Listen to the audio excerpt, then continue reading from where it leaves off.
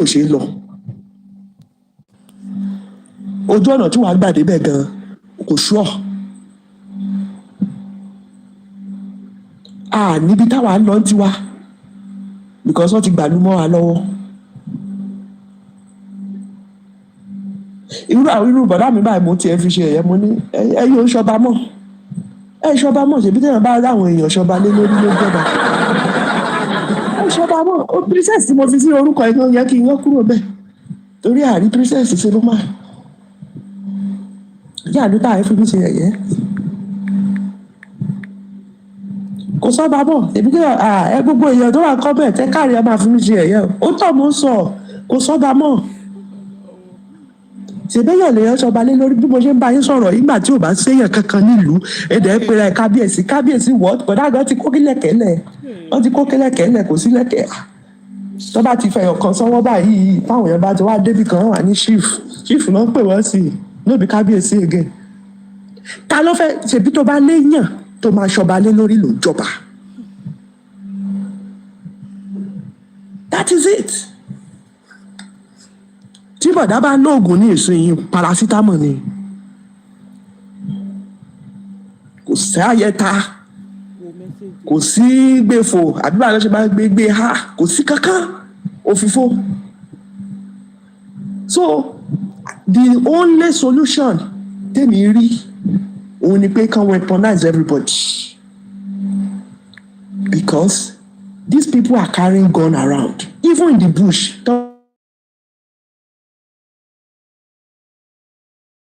Wọ́n ní ìbọn gbogbo wọn ló níbọn tẹ́ bá ká wọn mọ́nú igbó wọ́n níbọn tó ẹni tó níbọn tó ká mọ́nú igbó tí wọ́n dẹ̀ because ó ti dójú ẹ̀ báyìí.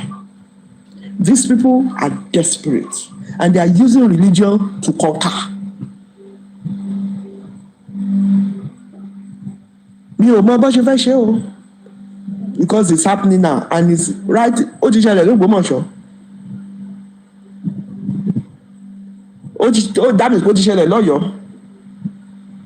à ń gbọ́ fìrìfìrì pé ó ṣẹlẹ̀ l'Ógùn state bí bá dẹ̀ ti ṣẹlẹ̀ l'Ógùn state ó ti dẹ́kọ̀ọ́ Èkó à ń wò pé èrò pọ̀ àti ríra wa defend kí la fẹ́ fi defend ara wa what do we have to protect ourselves because gọ́ọ̀mẹ̀ntì tá à ń sọ pé gọ́ọ̀mẹ̀ntì ń sìn kò sí passion wọn ní passion towards that passion yẹn ò sí bẹ́ẹ̀.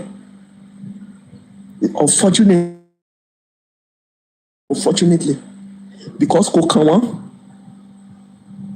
èyí tó kàn wọ́n lọ́jọ́ sí níjẹta ẹ wo bí Ṣèyí Mákindé tó ṣe lọ́bẹ̀ although he is a compassionate man ẹ wo bó ṣe lọ́bẹ̀ nítorí pé ó kàn wọ́n ó bá jẹ́ni tí ò mọ̀yàn tí ò léèyàn ní ṣé wọ́n máa lọ́bẹ̀ ni who cares so that my own solution ni everybody wà weaponized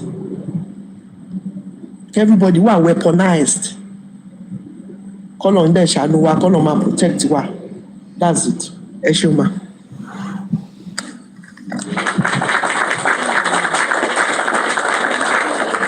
ẹ jọ̀ọ́ ẹ má bínú a tún wà lórí YouTube padà mo ti end ẹ̀ tẹ́lẹ̀ torí network a tún wà padà yìí tẹ̀ wá YouTube ẹ má bá wa like ẹjọ́ torí Ọlọ́run. Màámi princess ẹ má ti lọ o àwọn alálẹ̀ ńkọ́ irú ẹ̀gbọ́n yín yẹn kábíyèsí irú gbogbo ẹ̀yìn àwọn alálẹ̀ ńkọ́ níbo ló wà. ilé mi sọ fún yín mo ní parasitamọ̀ ní bọ̀dá mi ń lò fún egun orí fífọ́ parasitamọ̀ ló ń lò wọn mọ bó ṣe lè tiẹ̀ lè jẹ́ ìfìrin àbẹ́wúro lò. In the name of pé wọ́n ti gba tradition lọ́wọ́ wọn wọ́n ti fi replace religion and unfortunately like I said the same religion the same Christianity that was brought from abroad to our land here they don't use prayers to solve problems they use weapons kò ẹ lọ káàkiri ní gbogbo orílẹ̀-èdè ilé ayé yìí gbogbo àwọn tó jẹ́ Christian countries what they use is weapon not weapon of àdúrà mi ò tiẹ̀ tí rírí níbi tí president wọn àbí governor wọn ti sọ pé let us pray pray how you shoot me I shoot you ni in fact you shoot me once I shoot you 10 times that's what they do So where have we missed it? Àgbà religion yẹn àgbà pé gan. Àgbà pé. Because now, how are we going to fight this cause? How are we going to fight it? By praying? How? Somebody is pointing gun to you and you are praying. Even if you are praying, you too carry your double barrel. That's it. Because as you are fighting the spirit, you are fighting the flesh. And if you are not careful, the moment they kill your flesh, your spirit will just be wandering around. That is it. So before it kills your flesh, I'm not propagating. No, Princess, you are making sense, man. You are making sense. It makes sense. Now, nígbà tí wọ́n ní ká lọ, Princess, nígbà tí wọ́n ní ká lọ máa dira, tí odidi kábíyèsí gan, tí paracetamol lọ ń lò, kí la fẹ́ fi dira gan? Nígbà tí kábíyèsí gan ò rí nǹkan dira táwọn gan gbogbo, àwa aráàlú kí la fẹ́ fi dira? Dàtí pé alálẹ̀ òṣìṣẹ́ nìyẹn. Àbí kí lẹni mo sọ, àwọn òrìṣà wọ́n wọ́ọ̀kì nìyẹn, mi sọ bẹ́ẹ̀ ẹ̀yin oníṣẹ̀ṣe, àbí directly.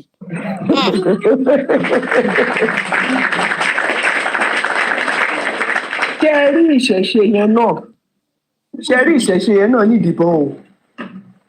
Òun náà ní ìdìbọn o. Ìṣẹ̀ṣe yẹn náà ní ìdìbọn because tó bá mu kí ni gbogbo àwọn powder tó máa ń mu yẹn tó disappear. Ṣé o lè gbé gbogbo ìlú ẹ̀ disappear ni? O lè gbé gbogbo ìlú ẹ̀ disappear náà. Nígbà yẹn tó bá lọ sí war, wọ́n ń gbébọn lọ war now. This is war time. I don't know why we are not seeing it that war ni now. Nítorí pé àwọn kan ò dì sójú kan, àwọn kan dì sójú kan kọ́ mọ yẹra wọn níbọn pàpàpà nítorí pé àtìrí yẹn bí inú fíìmù. This is war now. Somebody is coming to your community, coming to your place and pointing gun at you, carrying your wife, carrying your children, and you say it's not war. It's war now. But àgbékọ́ àbí báwọn náà ṣe máa ń pè é kò lè work, ìyẹn nìkan ò lè work for àwọn Fúlàní bíi 100 tó ń wọnú community ní. Àgbékọ́ yẹn ò lè gbé gbogbo ìlú kọ́ o. The best thing ni pé double barrel yín pump action yín kó náà wà nílẹ̀ kó sẹ́gẹ̀rẹ̀mẹ́. You shoot me once, I shoot you 10 times. Ṣíkẹ́nà. All right. Ẹ káàárọ̀ gbogbo lé.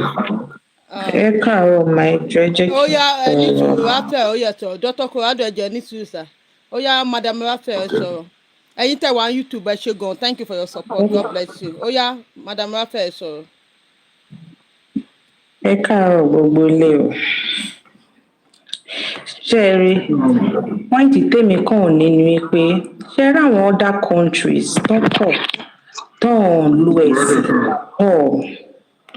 wọ́n mọ nǹkan tó ń ṣe. Àwọn countries míì tó jẹ́ wípé tó bá tiẹ̀ ti rí ẹ tó practice any of this religion wọ́n máa ní kán lọ pa ẹ́ ni, wọ́n mọ nǹkan tó ń ṣe because they know that àwọn ẹ̀sìn yìí most of the time tó bá ti penetrate àwọn èèyàn tán you can't control them again. Tẹ́ bá ti rí most ìlú àwọn countries of the world lónìí tó wà backward tán ti bàjẹ́ ìjà ẹ̀sìn yìí náà ló dá gbogbo ẹ̀rù. And the truth is whether we like it or not, tá a bá ti gba àwọn ẹni yìí láàyè tán bá ti lè bẹ̀rẹ̀ tá a bá ti jẹ́ kán mí ọ̀rọ̀ wọn bíi cancer ni wọn ò ní lè control wọn mọ́. And the truth is down to Nigeria ti ti wà yìí, let me be sincere and everybody tó wà lórí láìpẹ́ tó bá wà sincere ni pé problem Nigeria ta nílé ní north ni. Àwọn ní genesis anything tó bá ń ṣẹlẹ̀ nínú ìlú yìí. And the truth is pé ìsìn nǹkan náà ti bẹ̀rẹ̀ ó ti pẹ́ tán ti bẹ̀rẹ̀ tán ti ń ṣe díẹ̀díẹ̀. Àwọn riot díẹ̀díẹ̀ náà ti fi bẹ̀rẹ̀ bí kan riot kí nǹkan kan ṣẹlẹ̀ kan bẹ́ orí èèyàn káwọn ìjọba má sàn kankan pa nítorí election wọn ti fìlì pé wọ́n ní population ó làwọn people yìí ti fi believe yìí pé tó bá ti fi lè ṣe anything àwọn máa mú jẹ kò sí nǹkan táwọn bá ṣọ máa mú jẹ àná àwọn olóṣèlú wa ti jẹ́ kán believe pé àwọn ti nídìí wọn fún election torí wọ́n ní population so wọ́n ti wá feel entitled sí everything tó bá feel wọ́n ti feel entitled and ṣé rí gbogbo kíní yìí I am sorry to say this but gbogbo kíní òun ló lórí àwọn Ìgbò yẹn ti rí tó ti fọ̀ sí tó ti sọ tó ti ní gbogbo orú nǹkan báyìí nǹkan tẹ́ ẹ̀ ń pè ní tẹ́ ẹ̀ ń fojú kékeré wò yìí ó máa padà di nǹkan mímọ́ ẹ lọ́wọ́ ni tẹ́ ẹ bá wo ilẹ̀ Ìgbò wọn ò fààyè gbà wọn rárá wọn kì í fún wọn ní breathing space rárá ilẹ̀ Yorùbá yìí náà torí pé wọ́n fìlì pé Yorùbá wà gọ́lé a máa ń tètè fà ẹ̀ mọ́ra òun láti fààyè gbà wọ́n ní December mo travel láti Zaria mo lọ sí Ṣakí wọ́n ní láti máa pe sister mi I was telling her on phone pé tí ò bá kí n ṣe pé Yorùbá tí mo gbọ́ lẹ́nu driver mi ìbá bọ́lẹ̀ ní mọ́tò yẹn wọ́n ní kí ló ṣẹlẹ̀ mo ní gbogbo àwọn tó wà bẹ lẹ́yìn èmi àtọmọ mo ní Fúlàní ní gbogbo wọn ní kí ló ṣẹlẹ̀ wọ́n ní sáwọn pípọ̀ yìí pọ̀ lóyìn tó báyìí ni wọ́n ní lẹ́yìn driver nìkan tẹ́bàdé rí àwọn ibi tó ti ń bọ́lẹ̀ máa wò torí window side mo wà pé gbogbo ibi tó ti ń bọ́lẹ̀ yìí mò ń wò káàkiri gan kò sí ilé ń bẹ̀ sínú ilẹ̀ làwọn pípọ̀ yìí ń gbé ní àbí báwo at some point ẹ̀rù bẹ̀rẹ̀ sí ní bà mí bàtà fún ma débi sáìdì Ìlọrin ẹ̀ láwọn ibi tó ti wá ń bọ́lẹ̀ tán bọ́lẹ̀ mo ṣáà ń wò káàkiri pé what is this wọ́n ti wọ ilẹ̀ Yorùbá tán wọ́n ti fẹ́ wa láwọn ọmọ tán àwọn àfáà Yorùbá wa wọ́n ti gbàbọ̀dẹ̀ whether we like it or not wọ́n ti gbà.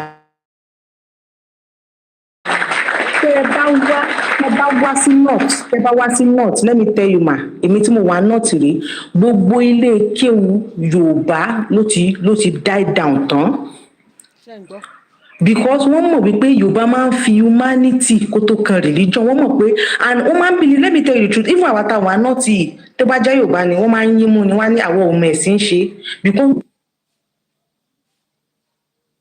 gidi jàgan yẹn nínú ẹ̀sìn yẹn ò tí complete gbogbo ilé kéwù Yorùbá ló ti kú tán níbí báyìí wọ́n ti jẹ́ káwọn Muslim tó wà ń bá ìbílíìfù pé àwọn nìkan ló mọ kéwù ṣe gbogbo àwọn Yorùbá gan tó wà ń bí ilé kéwù Haúsá ló kù tó ń lọ anybody tó bá ń wà náà ti bí lè confam. ṣé ẹ̀ ń gbọ́ bá yẹn o north ló wà o ṣé ẹ̀ ń gbọ́ o ẹ̀yin ọmọ Yorùbá ṣé ẹ̀ ń gbọ́. continue ma. gbogbo àwọn ilé kéwù tó wà ń bí ilé kéwù Haúsá ló kù táwọn ọmọ wa ń lọ tó jẹ́ pé ibẹ̀ náà ti ń kọ́ wọn ní oríṣiríṣi nǹkan àti wá wà ń bẹ̀ room 13 ẹjọ́ ẹ má bínú ibi iṣẹ́ mo wà mo bẹ́yẹn sọ̀rọ̀ rẹ̀ bó mo ti ṣe tán ilẹ̀ Yorùbá a ti fàyè gbà wọ́n ti wọlé sí wa lára tán pátápátá gbogbo inú igbó wa wọ́n mọ igbó wa ju àwa gọ́tà wà ń bẹ̀ lọ and the truth ni pé àsìkò ti tó ká lé wọn kúrò nílẹ̀ Yorùbá o let me tell you torí gbogbo kinní làwọn Ìgbò ti rí táwọn ti fi ń pariwo pé àwọn ń lọ in case tó bá ti lè gba gbogbo ilẹ̀ Yorùbá tán àná àwọn ti wọlé sọ́yọ́ Ọ̀yọ́ is the biggest city nínú gbogbo Africa nígbà tó bá ti mú Ọ̀yọ́ gan kí ló kù nínú ilẹ̀ Yorùbá hàn kí ló kù wọ́n ti gba Kwara mọ́ wa lọ́wọ́ tán ó ti di pé à ń lo emir ní Kwara Ọ̀yọ́ wọ́n ti gbà tó bá ti wọ Ọ̀yọ́ mò ń gbọ́ ní recently pé wọ́n wọ Oǹdó ní recently ìwọ̀sítò Oǹdó níjẹ tàbí níjọ́ mélòó kan tó tún ṣe wọ́n successfully mú ọmọ kan ní Oǹdó. wa lójú tó jẹ́ pé kò sẹ́nibọ̀dì tó lóògùn tí ò ní nǹkan kan mọ́ ọ̀rẹ́ mi tó wà sálẹ̀ ṣùgbọ́n torí ọmọ ìṣẹ̀ṣe lòun ṣe ó ní láti sọ fún mi pé torí ìṣẹ̀lẹ̀ ló lọ pé tóun ṣe ń lọ chọ́ọ̀chì ṣe lòun sùn nǹkan máa bẹ́ aṣọ torí tó di kóun tètè máa lọ lé lókù.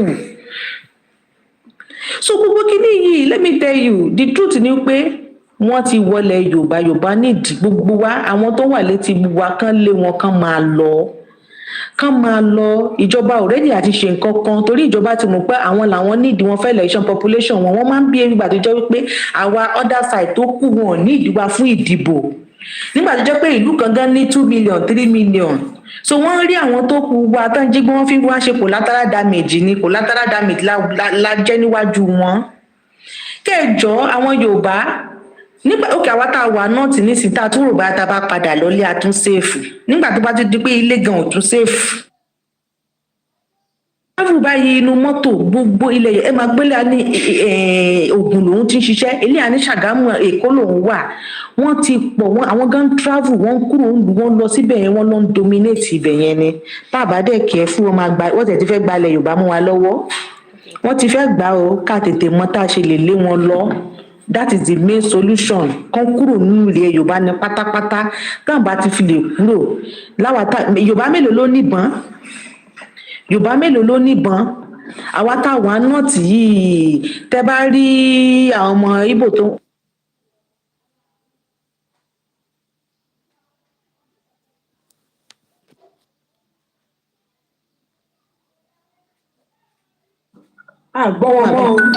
ó dàbí nẹ́tíwọ̀kì. Hello.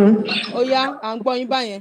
Nẹ́tíwọ̀kì ń fẹ́ lọ ni ọ̀pọ̀lọpọ̀ wa mélòó la ní níbọn àlóògùn láwọn olórí tó ń darí wa ní àtìlẹ̀ Yorùbá gan concern ní particular goal àti bó tá à ń lọ in particular tẹ́ bá check ẹ̀ collectively kí ni gbogbo wa ń ṣe ìpàgìní gbogbo ọ̀rọ̀ yìí kì í ṣe Ọ̀yọ́ state nìkan ó yẹ kí gbogbo àwọn gọ́fúnà yẹlu Yorùbá kan ti papọ̀ kan ti wò nǹkan tán fẹ́ ṣe káwọn lọ́balọ́ba ti dìde lórí ọ̀rọ̀ yìí báwo la ṣe fẹ́ lé wọn lọ kúrò ńlẹ̀ Yorùbá torí ṣẹ́rí ọ̀rọ̀ tá à ń pè ní kéékèèké tá à ń fojú kékeré wò yìí Ọlọ́run má jẹ́ padà di tẹ́ bá lọ Mẹ̀dúgùrí nísìnyí ibẹ̀ dàbí desert ni Ọlọ́run má jẹ́ kọ́rọ̀ wa dà bẹ́ẹ̀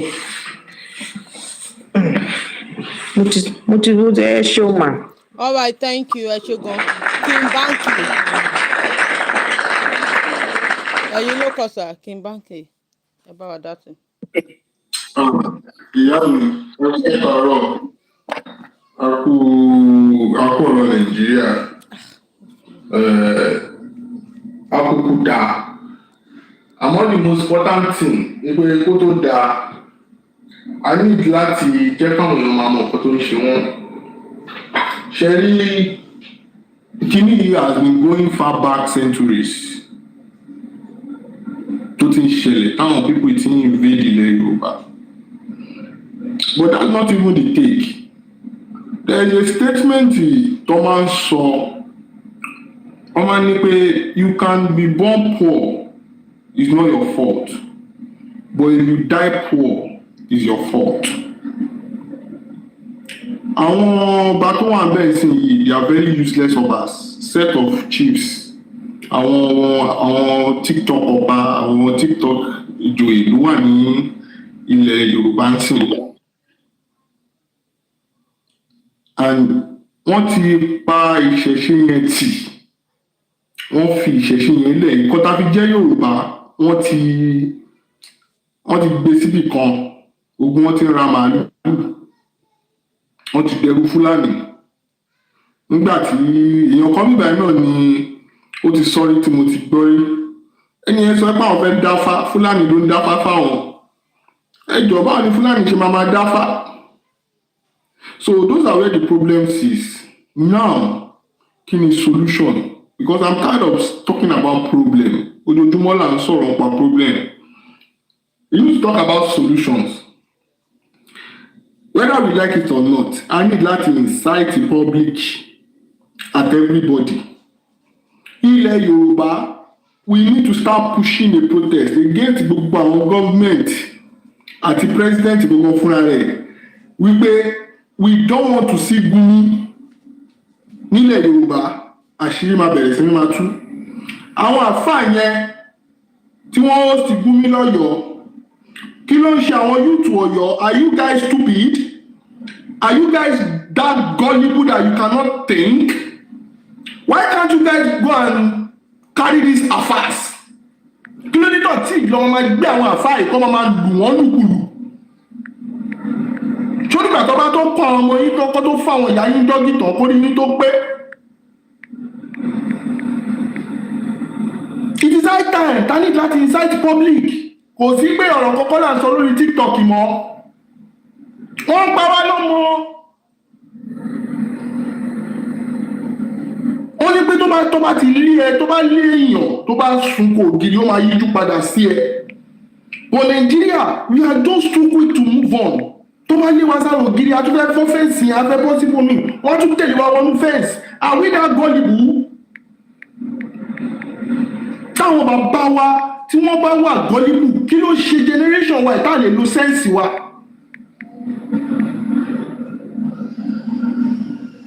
They should start pushing a protest and they need that máa push narrative yìí kó máa wà láìdá kó máa wà láùdà sí wọn létí kó máa echo sí wọn létí. Fulani is not needed in our land. Tọ́ba tiẹ̀ fẹ́ wá wọ land wa they should be properly documented. Báwo ni Fulani Burkina Faso? Ẹ ṣe gbọ́mọ̀. Báwo ni Fulani Burkina Faso? Báwo ló ṣe máa wà lẹ́kọ̀ọ́? Báwo ni Fulani Mali kí ló ń ṣe lábẹ́kúta? Báwo ló ń jọra wọn Mali sábẹ́kúta? Àwọn ọba yìí kéde tó pera wọn lọ́ba àwọn arìndìn. Àwọn tó yẹ kó máa ṣerú tó gbádélé lórí. Ìgbà tó jẹ́ pé gbogbo àwọn tó yẹ fi ṣolúwo gbogbo àwọn tá fi ṣe Ifá Kini, they are all interested in money only. Why tí ẹ̀jẹ̀ tí lọ kó.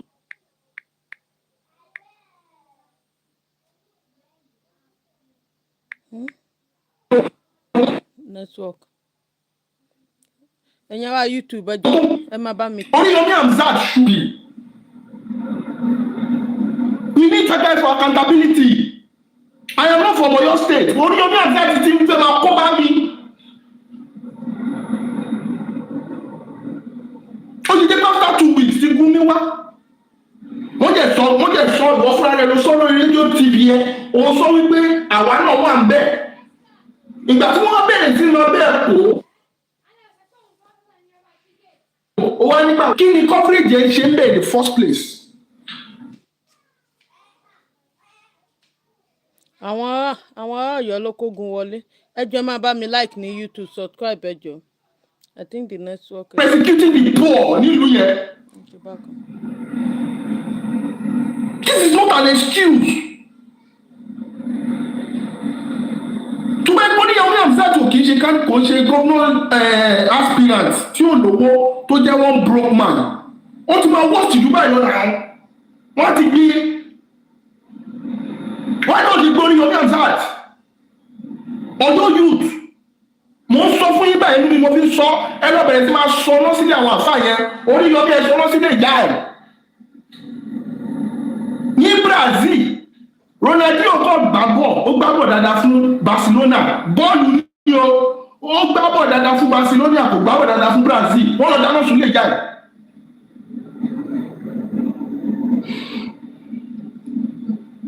It's time for us to wake the hell up nílẹ̀ Yorùbá.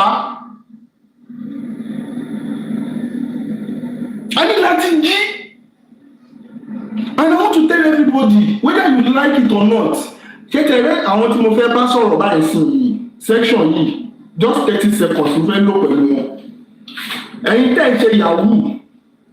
Mo mọ̀ pé Nàìjíríà ló fà á tẹ́ fi ń ṣe yahoo. Owó tẹ́ fi ń kó lọ club.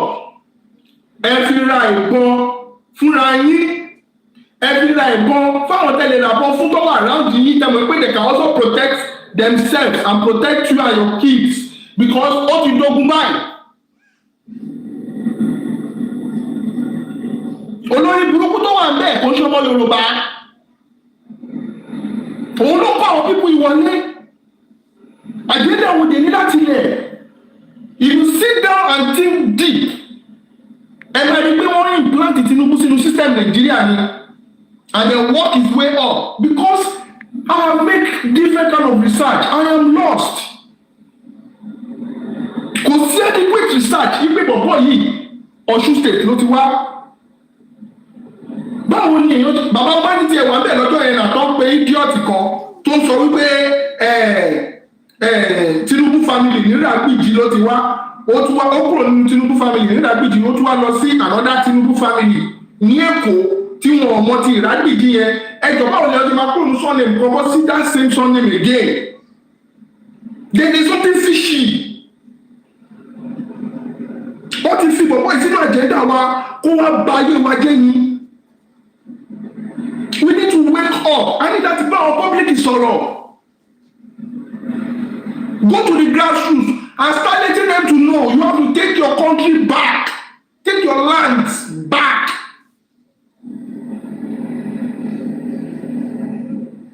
Wọ́n mọ̀ ìbọnú system wa ni. Ó dẹ̀ ní àwọn employer tábà fi lè bọ́ọ̀sì ní sínú state kan ṣẹ́ni tábà fi lè ṣe àwọn state kan wà ní Haúsá táwọn náà máa ṣe straight tábà fi lè gbé àwọn yẹn náà máa gbé because wọ́n ti lé Gumi gan Saudi wọ́n àtàṣe wọ́n gbà lọ́yọ̀ state ṣé olórí burúkú ní gbogbo yìí ní gbogbo ìtàwà lọ́yọ̀ state àtàlà àti olórí burúkú yẹn ṣé ayé ilẹ̀ bàjẹ́ ẹlẹ́sìn tí ń kó owó ọ̀lẹ́dẹ̀.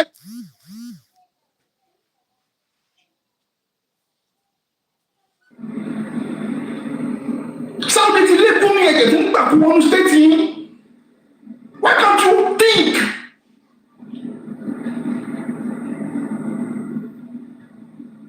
Gáàsì tẹ́lẹ̀ náà tún ọdẹ náírà pàkéjì tẹ́lẹ̀tẹ́lẹ̀ ó ti di 2004 ẹ̀ ọkọ̀ jíjà wẹ̀rẹ̀ wọn ẹ̀ tún sì ń gbà kí insecurity tún máa pa yín jẹ́ sí i. Gumi ò lè wọ Saudi kò lè wọ Kuwait kò lè wọ àwọn gulf countries yẹn mọ́. Bàálí ìwọ̀n náà lè gbà á. Èyí jẹ́ ìdájọ́ Ọ̀yọ́ state. Are you guys mad? Ṣé wèrè ń ṣe yín ni? I don't understand. Aláàfin, are you crazy?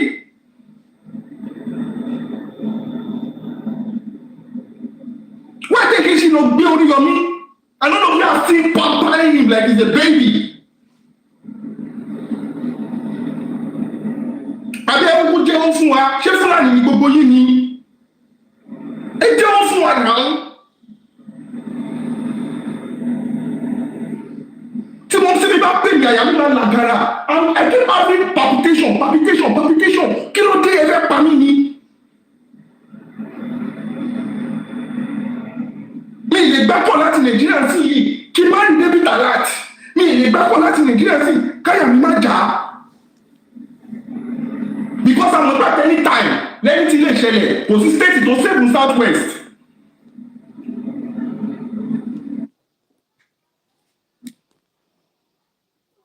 Bí a bá yìí sìn àtàtìgbà tí June yìí ti bẹ̀rẹ̀ méjì ti join àwọn méje tó wà bẹ́ẹ̀ tẹ́lẹ̀tẹ́lẹ̀ wọ́n ti pé 9 ní Nàìjíríà. Nigeria is the fastest insecurity growing country in the world. Láti 2025 títí wọ bàtí sọ̀rọ̀ yìí over 4,500 cases of kidnapping cases ló wà lọ́dà Tinubu yìí and we are not waking up. Ẹni láti jí ọ ẹni láti jí kò sí ṣàrí àlọ́ kọ́kọ́ tó máa ṣẹlẹ̀ ní Nàìjíríà kò sí ṣàrí àlọ́ kọ́kọ́ tó máa ṣẹlẹ̀ ní ilẹ̀ Yorùbá. We can't allow that. And I get this stuff fún Ṣèyí Mákindé jẹ́ kó rí ẹ̀ pé lọ́ọ́ ayé àwọn machineries ó lè ná ju 400k sí 500k lọ USD. Wọ́n lè kọ́ ọmọ ẹ̀jáde live 1 billion wẹ̀rẹ̀ kọ́kọ́ ògbúdọ̀ sọ tó bá sọ ayé ẹ̀ ti bàjẹ́ ó ti balẹ̀ Yorùbá jẹ́ and I'm going to hate you. My generations will hate you. I will continue to tell my kids and my kids that Ṣèyí Mákindé ìwọ ló pa ìwà jẹ́. If you pay that money, ẹ jẹ́ ká máa jẹ́ kó máa hẹ́ẹ̀kọ́ létí àwọn èèyàn. Màmá àlùtà ẹ ṣe kan fún àwọn iṣẹ́ tẹ̀ ń ṣe. Bẹ́ẹ̀ ṣe ń wá sí online iṣẹ́ yóò ní máa bàjẹ́. Ẹ jẹ́ ká máa touch grassroots. Gbogbo owó tá a bá lè ná ìran Yorùbá ò gbọdọ̀ parẹ́. Ìran Oòduà ò gbọdọ̀ parẹ́. Gbogbo owó tá a bá lè ná ẹ jẹ́ ká máa ná sílé ká fi máa ràn wọ́n lọ́wọ́ láti máa make sure pé à ń touch grassroots. Ẹ jẹ́ ká máa bẹ̀rẹ̀ sí ní máa jẹ́ káwọn ọmọ wa máa mọ̀ láti sí ìlọ Yorùbá must be compulsory in what we teach our kids. Let them know about our gods, our ancestors, who we are. Báwo ni wọ́n ṣe máa lo ọmọ wa kékeré gbogbo alákọ̀ọ́ lọ sílẹ̀ kí o mẹ́? Sábóyàbá ni mo dàgbà sílẹ̀ kó, mo ṣì ni mo gbé jù. Ní sábó yẹn tó tí mo ti mọ̀ pé ẹ̀sìn yóò jẹ́ ẹ̀sìn gidi. Tí Fúlàní ti ń lead Jumat prayer fún wa mo ti mọ̀ pé nílẹ̀ Yorùbá mo ti mọ̀ pé kan ti ń ṣẹlẹ̀. And I'm talking this thing far back as 20 years, 25 years ago. They are within wọ́n ti ẹ̀ síwájú ilẹ̀kùn wọ́n ti wà lábẹ́ bed. Wọ́n sì lẹ́yìn ilẹ̀kùn. Àwọn náà ṣọ̀kadà, wọ́n ṣe ṣúgà, wọ́n ṣe kìíní ìjọ tó bá ṣẹlẹ̀ báyọ̀ máa pera wọn yín. These people knows how to put people in people's system. Sleeper agent ní gbogbo wọn, you all don't need to wake up. For now, ẹ má fẹ́ anybody tó jọ ṣe ẹ̀yà yín to preserve your culture. Tí culture yìí bá kú, what can you again? Wọ́n ti pa ìyá Hausa ò ní culture mọ́. Wọ́n kò gbé àwọn ní Hausa Fúlàní. Ìgbà tó yá wọ́n bẹ̀rẹ̀ tí máa tó gbà wọ́n kì í ṣe Hausa Fúlàní kí ló ń dá Hausa Fúlàní láwọn. Wọ́n build the emirate wọn, they get empire upon empire upon empire. Wọ́n fi àwọn sí presidency. Ẹ lọ wọ̀ láti ìgbà tó ti dá Nàìjíríà lẹ̀. Mo fẹ́ kẹ́ lọ máa wo gbogbo àwọn tó ti lead Nàìjíríà àti head of state àti gbogbo wọn. Is either a Fulani is the head of state or the vice. Ẹ lọ wò till date. Till date. Ta ló ṣe vice Jonathan Fulani?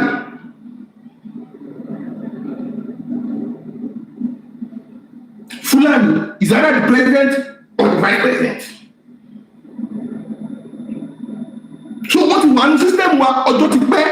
Now this generation is the generation that needs to wake up. Àwa ní ká jí ká bẹ̀rẹ̀ sí máa preserve culture wa, but we have to do it diplomatically. Ṣẹ̀dá àwọn tó ń kọ́bọ̀ wá ti wọ̀n yẹn, àwọn ẹ̀yà ọgbọ́n la máa fi force pa, excessive force la máa fi pa wọ́n, nǹkan tó bá gbé wá ní ká gbé wọ́n fún wọn. And now they can play defense in common. We have to start playing offense. Protest, Gumi should not come to Yoruba land again. I rest my case.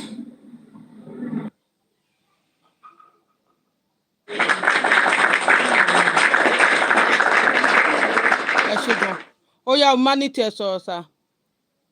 Humanity sir. Ẹ kú ètò màmá mi. Kí n báńkì ọ̀rọ̀ náà ti sọ yẹn ẹ jẹ́ kó wọnú ìgboro ayé lọ. Táwọn èèyàn bá ti ń sọ̀rọ̀ bẹ́ẹ̀ yẹn ẹ jọ̀ọ́ ẹ jẹ́ ká máa ṣe recording so that we post for more people. Information wọ́n censor ẹ̀ ní Nàìjíríà ni wọ́n pa wá lápá sínú ni. Kò sí rédíò channel kan tó máa sọ gbóhùn tá à ń sọ lórí ìkànnì yìí. Lórí Black App yìí o kò sí TV kankan tó máa sọ ibi tí Tinubu ti ba yí everybody jẹ́ dé nìyẹn. Òun ló ṣe jẹ́ wípé mo ṣe ń stream live lórí YouTube ó máa wà ní YouTube ẹni tó bá fẹ́ ní ìdẹ̀ àwọn lórí YouTube. Okay. Gbogbo nǹkan tá à ń sọ wà ní YouTube. That's good. So gbogbo nǹkan tó ń sọ kò sí gbogbo tí àwọn tó ti sọ̀rọ̀ sí gbogbo tí mo ti sọ̀rọ̀ sí náà ti sọ̀rọ̀ lọ but a tún fi díẹ̀díẹ̀ kún. Ṣé rí ibi tó dé Nàìjíríà lénìí Tinubu nìkan ni problem wa o. Tinubu ni o dáàdì yín ó ní problem wa o. Torí tá bá wò lọ síwájú tá wò lọ sẹ́yìn jẹ́jẹ́ là ń gbélé ayé láyé ológun yẹn tán ní pé kò dáa àwọn èèyàn wọ́n sùn ta ọmọ wọn ò sọnù léèwé o. Ẹ wo 27 years democracy tó lórí burúkú ẹ̀ lóhun advocate fún ansen adeko kò ní kókó ẹ wọ́ democracy dé ẹyẹjú Abacha láti 1970s ni bàbá yìí ti ń rúgbó Nàìjíríà bọ̀.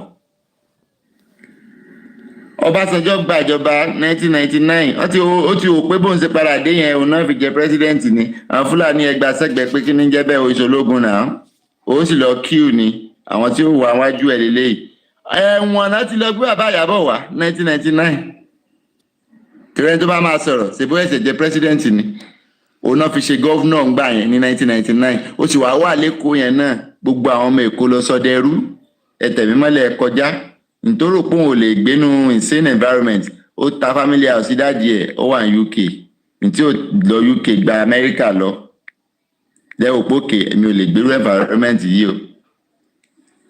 Tágbó mọ̀lẹ́bí wọn dànù ó kó agbèrò sí everybody nuka and crane ní Nàìjíríà ó kó agbèrò síbẹ̀ ó bẹ̀rẹ̀ sí groom wọn òun ló empower àwọn agbèrò dè ní tó fi di pé agbèrò ní ọmọ l'Amẹ́ríkà agbèrò ń ra lépa l'Amẹ́ríkà ń kó fáṣẹ́wó wọn mú gba àwọn ìyàwó yẹn ń kú wọn mọ́lẹ̀ so kò dúró síbẹ̀ ó gbọ́mọ olórin jáde kọ́mọ kọrin against Ọbásanjọ́ over 5 hours ní wèrè yẹn fi kọrin láti airport délé òun lọ́kọ́ta o kò sí iná o ṣe iná ti wá wà lónìí ológun kú gẹbí grandpa àwọn kan nìyẹn òun náà ti ń parade ọmọ ẹ̀kiri nísìn House of Assembly ṣèbẹ́yìn wáyé wá ṣẹrú ẹ̀yin data boy èwo nu iná ti wá nominate House of Assembly nísìn àwọn ọmọ tí wọn nìyẹn tán máa kó sípò ẹ̀yin wáyé wá ṣẹrú ni ẹ̀ sì ajá fún ṣèyí tẹ́ ẹ kú ni bàbá yín náà ṣe kí wàá lóyún kí ni tẹ̀yìn ọmọ tẹ́ẹ̀ fi ní ṣẹrú ẹ̀ sì ẹrú yẹn ẹ̀ tún dára sí ìyàbá rẹ ní hypertension sí ìbò ló fẹ́ gbé lọ ìwọ gan kankan dága rẹ lásán Nàìjíríà orí general hospital chair hàn níbi ọsọrí bẹ́ẹ̀dì orí àgàlẹ̀ jẹrẹ ó ti ṣòfò tán tó ikú sọgbó so kí ni nǹkan tó ń kí ló ń dùn ẹnu as a data boy tó wà Nàìjíríà tẹ́mi ẹ̀ òde ẹ̀yin YouTube òun ọmọ school ọmọ kò tí ṣọ̀fọ̀ ọmọ ẹ máa dé àbẹ́mọ̀ pọ̀ ọmọ tán jí yẹn ọmọ gbogbo wa ni. That should tell you that your own children as well, they can be apprehended anytime. Tọ́ ọ̀dẹ̀ ní dé. Ká padà sórí ìtàn. Ó kọ́ níyẹn títí fọ́básanjọ́. Ó make sure pé everything wà governable fún. Nǹkan tó ń sọ nípa local government autonomy lẹ́nìí. Ọbásanjọ́ gbé jáde. Tinubu yìí náà ló tún gbé lọ kóòtù pé kò sí ní tó jọ. The same Tinubu yìí ló tún lọ create more local government lẹ́kọ̀ọ́. Ọbásanjọ́ ló ò ní fún lówó ẹ̀. Gbogbo orí burúkú tó bá jẹ́ náà ń ṣe. Kò lè bá Ọbásanjọ́ dán wò torí ológun lọ Ọbásanjọ́ ó dẹ̀ mọ̀ pé kò ṣe dìdìrìn ó mọ̀ kó ya wèrè tó bá lóun ya wèrè gẹ́gẹ́ bí ẹni tó ń backup ní BCI ló ń backup wèrè ẹ̀ ó mọ̀ pé Ọbásanjọ́ ò ṣe dìdìrìn kò lè bá dán wò Ọbásanjọ́ kúrò ń bẹ̀ ẹran tiẹ̀ fẹ́ sọ pé kó tiẹ̀ wá bẹ́ẹ̀ kó kí ká sì ní stable government third term wọ́n ní pressure yẹn pọ̀ wọ́n ní pé kán gbé ọbẹ̀ yẹn Yar'Adua wọlé jẹ́ ó ṣe 7-point agenda bàbá yẹn lọ́kọ́ pé padà sí better life now táwọn rẹ̀ pé 50 naira láti 65 naira 7-point agenda tó kọ kalẹ̀ àwọn Boko Haram ti ń rúgbó bọ̀ gbogbo ìgbà yẹn àwọn Tinubu ti lọ ń kó militias wọlé. These are the words of Buhala, these are the words of Wèrè Fáyọ̀ṣe tó wà lẹ́kìtì tó sọ pé gbogbo àwọn làwọn kó militias wọlé láti dá ìjọba ti Jonathan rú. Wọ́n yanjú àlàyé yẹn náà gbòkú ẹ̀ wọlé Saudi ṣebí ìgbà Abacha kú náà Sanjó ló 5 hours kan tó lọ ti bọlẹ̀ ní. Yar'Adua náà kú Jonathan gba ìjọba tán Tinubu náà ló tó gbógun jáde Occupy Nigeria tẹ́ gbógun tì àbẹ́ jáde ẹ̀sùn táyà gbé kó sí Jonathan ló fẹ́ yọ subsidy ní o èyí tọ́mọ ìlú benefit ní o ó wà lórí platform everybody mẹ́ẹ̀ tán Wàsíù àtàwọn Jídé Kòsọ́kọ́ gbogbo wọn àwọn Wọlé Ṣóyínká gbogbo wọn wọ white tí Tinubu rán lé ẹlẹ́rún lọ́rùn láti Occupy Nigeria. You incite violence, block major road, nothing moves. Nítorí pé nìkan ta ló ń jẹ owó subsidy ń gbà yẹn is it not the same Tinubu ta ló lọ handle ẹ jẹ́ ká máa dẹ́ra wa lóhùn náà. Torí pé òun benefit owó yẹn Jonathan dẹ̀ wò pé owó yìí ti pọ̀ jù we cannot keep losing this money we remove subsidy képo wà 100 naira. Tinubu gbé gbogbo every agbára tó ní ló fi block Nigeria into a stage that nothing will move and he did it right. Aláboyún kú sójú ọ̀nà gbogbo àwọn èèyàn náà lè lọ bí iṣẹ́ everywhere dí. Àwa náà ṣe pé òkè àwa ló ń jà fún 12 years later olóòbùkú ẹ̀ débẹ̀ nítorí kọ́kọ́ yọ nìyẹn o. Ó gbé po yín láti 165 naira tẹ́nìkan tà fún yín fọ́dún mẹ́jọ ó gbé lọ 14 ẹ sì ń dunnú ẹ̀ ń dànkó. Ká padà sórí ìtànṣẹ́ ńgbà tí Jonathan tí ò rí kinní yẹn ṣe ó ní I cannot trade my ambition for the life of the people for the blood of Nigerians ó gbéjọba lẹ̀ fún wọn o. Tinubu kan iná ló tún lọ dàrúra ẹgbọ́n tó ìbọ̀rọ̀ tiẹ̀ ní ó ló sunkún ó ṣe kínní ó lulẹ̀ ó ṣe kejì ó wá ní máa bọ̀ èmi ò gbé ọ wọlé ó fọ́ sí Buhari lọ́mọ Nàìjíríà lórí 2015 Buhari ò mọ̀ fẹ́ nu ẹ̀sọ́ kankan Tinubu yìí ló ń pariwo àwọn ọmọ yín ọ̀fẹ́ náà mọ̀ kàwé á tún mọ̀ fún wọn lówó stipend better life lẹ́mọ̀ repo $1 to 1 naira ní kò sí tí ò fẹ́ nu ẹ̀ burúkú yẹn sọ lórí promise grand and Buhari tó mọ̀ pé ó kú ayé ni o ìyẹn ò sọ nǹkan kan lẹ́yìn pé top to bottom nǹkan tí yẹn ń sọ ń tiẹ̀ nìyẹn. Now ó wá lo ọdún mẹ́jọ odidi ọdún mẹ́jọ Tinubu yìí náà ni o ọdún mẹ́jọ tí bàbá yẹn lò ó náà ń ṣe pé ológun ló náà ó lágídí ó ṣe gbogbo ẹ̀ ó gbépo 165 naira ló gbépo lẹ̀ ní May 29, 2023 nàtàrà 180 bẹ́ẹ̀ àdúgbò yín official rate was 165 naira ní Nàìjíríà. Tinubu débẹ̀ ó ní the era of subsidies gan wọn tiẹ̀ tí ìṣó ẹ̀yìn ni ẹ̀ pé ó ti dúró pé òun ló kàn sẹ́ẹ̀ àbí kò sọ pé òun ló kàn. ó sọ bẹ́ẹ̀. ó débẹ̀ àbí ó dẹ̀ gbépo yín ó gbé lọ sí 14 ìlú wo lágbàáyé torí ẹ̀yìn apọ̀dà kan wà ń lo òyìnbó epo náà wọ́n ní abroad ìlú wo lágbàáyé náà ti ń fi highest currency wọn ra 1 litre of fuel tó tún fi 400 naira kún ìlú wo náà ti ń ṣé Amẹ́ríkà náà ti ń ra $20 per gallon àbí UK náà ti ń ra £50 per gallon tell me wọ́n náà jagun ní ìránù 40 naira náà ń tepo ní ìránù Corolla rẹ̀ ó fìlì ẹ̀ pẹ̀lú 10,000 tó bá wà nínú ìránù iná sì tún wà ní ìránù iná wà ń bẹ iná ò lọ. So now tell me the grams eléyìí kan mú ayé le fún yín nígbà tó bá tẹ ọkọ ti máa yé le fún yín gbogbo tá à ń pariwo insurgency insecurity ṣé ẹ rò pé ó kàn déédéé ṣẹlẹ̀ overnight ni ìṣẹ́ àtòṣì tó ń bẹ nínú ìlú ni àwọn kankan míì wá tí ò ní ṣẹlẹ̀ nílùú òyìnbó láyé nítorí pé ìṣẹ́ àtòṣì kò wọ́pọ̀ kò di nǹkan tán weaponize nílùú òyìnbó. You weaponize poverty, you weaponize religion, you weaponize tribalism, you weaponize education. 30 million children are out of school in Nigeria. Nígbà tí ring leader dé orí epo nìyẹn o 7.5 million businesses fold up in 6 months including multinationals GSK lọ P&G lọ Unilever lọ Shoprite tó lọ lọ́dún yẹn mẹ́ta yìí 3,000 staff náà dà sí gbòòrò ẹ wá ní òní sólè ẹ náà ní jí ń gbé bá lọ kàtí kóra wọn ṣe kidnapper Nàìjíríà táyà ẹsẹ̀ ń kóra wọn jọ lọ́wọ́ táyà ẹsẹ̀ ń kírètì gúrùpù tiwọn ẹ rí nǹkan kan mo ṣe máa ń wò ó gbogbo ẹ̀yin tẹ́ ẹ máa ń fẹnu dáwáyà káàkiri tẹ́ rò pé kò tí kàn yín ìgboro gan ìjẹ tẹ́ lọ gbé fámìlì pẹ̀ngẹ̀lẹ̀ tí pa rẹ̀ ọ̀wọ̀nù gángan mi máa ń kàn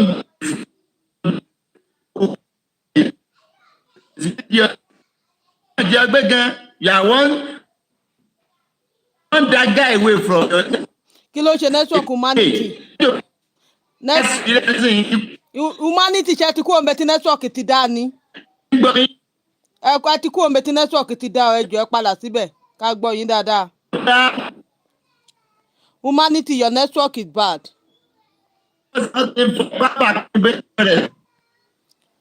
Humanity ẹ jẹ́ kí n mute wọn ní 2 second account mi. ẹ ń gbọ́ mi báyìí. Ó ti dá abolẹ lọ tẹ́lẹ̀ ó ti dá. Ó possible. Yeah. So the point is that torí àwọn tó fẹ́ sọ̀rọ̀ ó má di pé yẹn á gbalẹ̀ ni pé the only solution we have as a people now àti rí problem wa àti sọ̀rọ̀ ń pa ẹ̀ lérèfé ogun kan tó ń ja Nàìjíríà ó ní Tinubu. If you circumference it you will see Tinubu at the under of every ìṣòro tó bá Nàìjíríà ṣé epo ni ṣé náà ni ṣé security ni báwo ló ṣe fẹ́ pè tó ní bá Tinubu ń bẹ̀ Tinubu ni. So the only solution now which is primary solution máa sọ secondary máa sọ primary solution right now is to get a revolutionary leader. Gbàtàn ní Burkina Faso ìfọ̀kànbalẹ̀ dé bá wọn the same time náà àti Tinubu ọjọ́ wọlé ẹjọ́ ohun tí Ibrahim ti ṣe ní Burkina kẹ́ ẹ wo nǹkan tí Tinubu ti ṣe Nàìjíríà ẹ compare ẹ YouTube wà ń ta ẹ tẹ̀ sórí íńtánẹ́ẹ̀tì kí ni Ibrahim ti ṣe ní Burkina Faso á list ẹ fún yín the same time tí Tinubu jọ wọlé the same time náà jọ wọlé ọmọ 35 years ẹ lọ wo ohun tó ṣe ń bẹ̀ torí pé ó jẹ́ revolutionary leader pé ìlú ò lè sọ́ọ̀fù yẹn irọ́ ni Fúlàní lájẹ́ndà yes wọ́n lájẹ́ndà náà ní Kini ní Burkina Faso but ọmọkùnrin yẹn ṣe ló kó wọn sẹ́gbẹ̀ẹ́ báyìí drone ló lọ ń pa wọ́n eléyìí tán rẹ́ sójà yín lọ́rùn yẹn drone ni Ibrahim Traoré fi ń pa àwọn bandits yẹn. onítọ́wé sójà yín lọ́rùn. Control center ti wà inú ilé náà ti ń control drone yóò mọ ṣùgbẹ́ gbóná lé wọn lórí ká dó wọn túútú. lè sọ pé wọn lájẹ́ndà but it's because we don't have a revolutionary leader torí pé bandits ní Tinubu fún rẹ̀. That's why we are feeling the pain of bandits. That's why we are feeling the pain of the T groups because the leader himself is a partaker, is a creator, is a founder of all these T groups. And that's why we are having the problem. Abacha saw now. So when we have a revolutionary leader tó gba ìjọba, àwọn Fúlàní yẹn wọ́n rún wọn bí ẹja ẹmọjà panla bẹ́ẹ̀ náà ṣe máa rún wọn lójoojúmọ́. Kò kéré 1,000 ní Ibrahim ń pa pàdé. Bọ̀gbọ́n àti máa pa 1,000 lónìí tó pa 1,000 lọ́la. Ìyókù wọn sọ fúnra wọn pé ìlú yìí ò ṣe ìlú tá a lè wọ̀. Kò ṣe ìlú tá a lè wọ̀. That is because they spend money on their own intelligence and security defense. But Nigerian case, 7 trillion náà lórí security votes ní last year. Ẹ bèrè pé kí náà fi rà. Tẹ̀fí ń dúró de Sunday Igboho ọ̀rà. Ṣé Sunday Igboho ọ̀rà ló ní 1 trillion machine tó máa kó lọ sínú igbó? Tẹ lọ dárò ejò sílẹ̀. Individual à ń dúró de kó wá save wa Nàìjíríà. Èwo tún ni Sunday Igboho ọ̀rà? Ẹ má bínú sẹ́, èwo ni Sunday Igboho ọ̀rà? Ta ló ń jẹ́ bẹ́ẹ̀?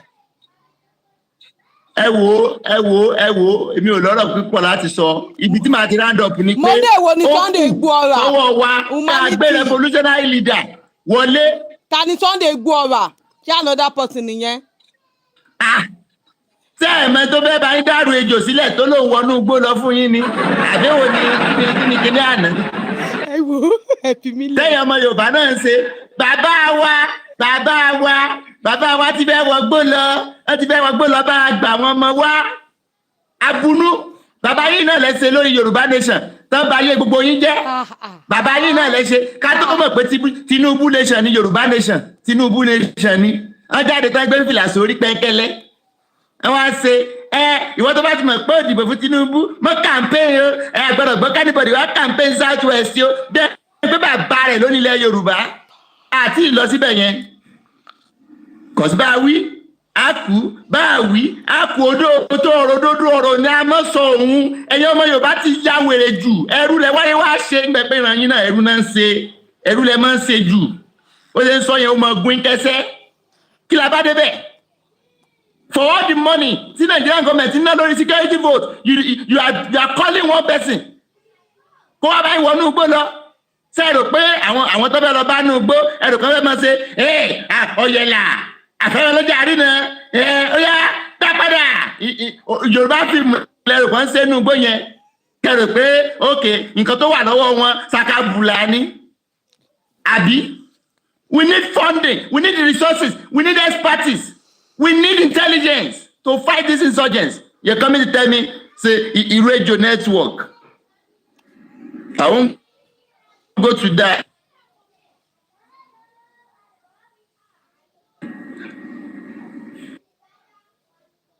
Ẹjọ́ mo kí gbogbo olóṣèlú mo lè sọ̀rọ̀ báyìí. Ẹ jọ̀ọ́ ẹ jẹ́ ká tap àwọn èèyàn wa ò tap dáadáa o. No ẹgbẹ́ òsókè ọ̀rọ̀ àgbọ̀n yín o. Ẹ bá wa ẹ ní tu ẹjọ́ ẹ tap. Ṣé rí ẹ jọ̀ọ́ ní orí ètò ẹ má bá mi sọ Yorùbá dáadáa ẹ jẹ́ kí Yorùbá pọ̀ ju Kini lọ. Mo ti gba restriction mẹ́ta a ṣẹ̀ máa gbà tá a bá ti ń ṣe eré ètò bíi eléyìí.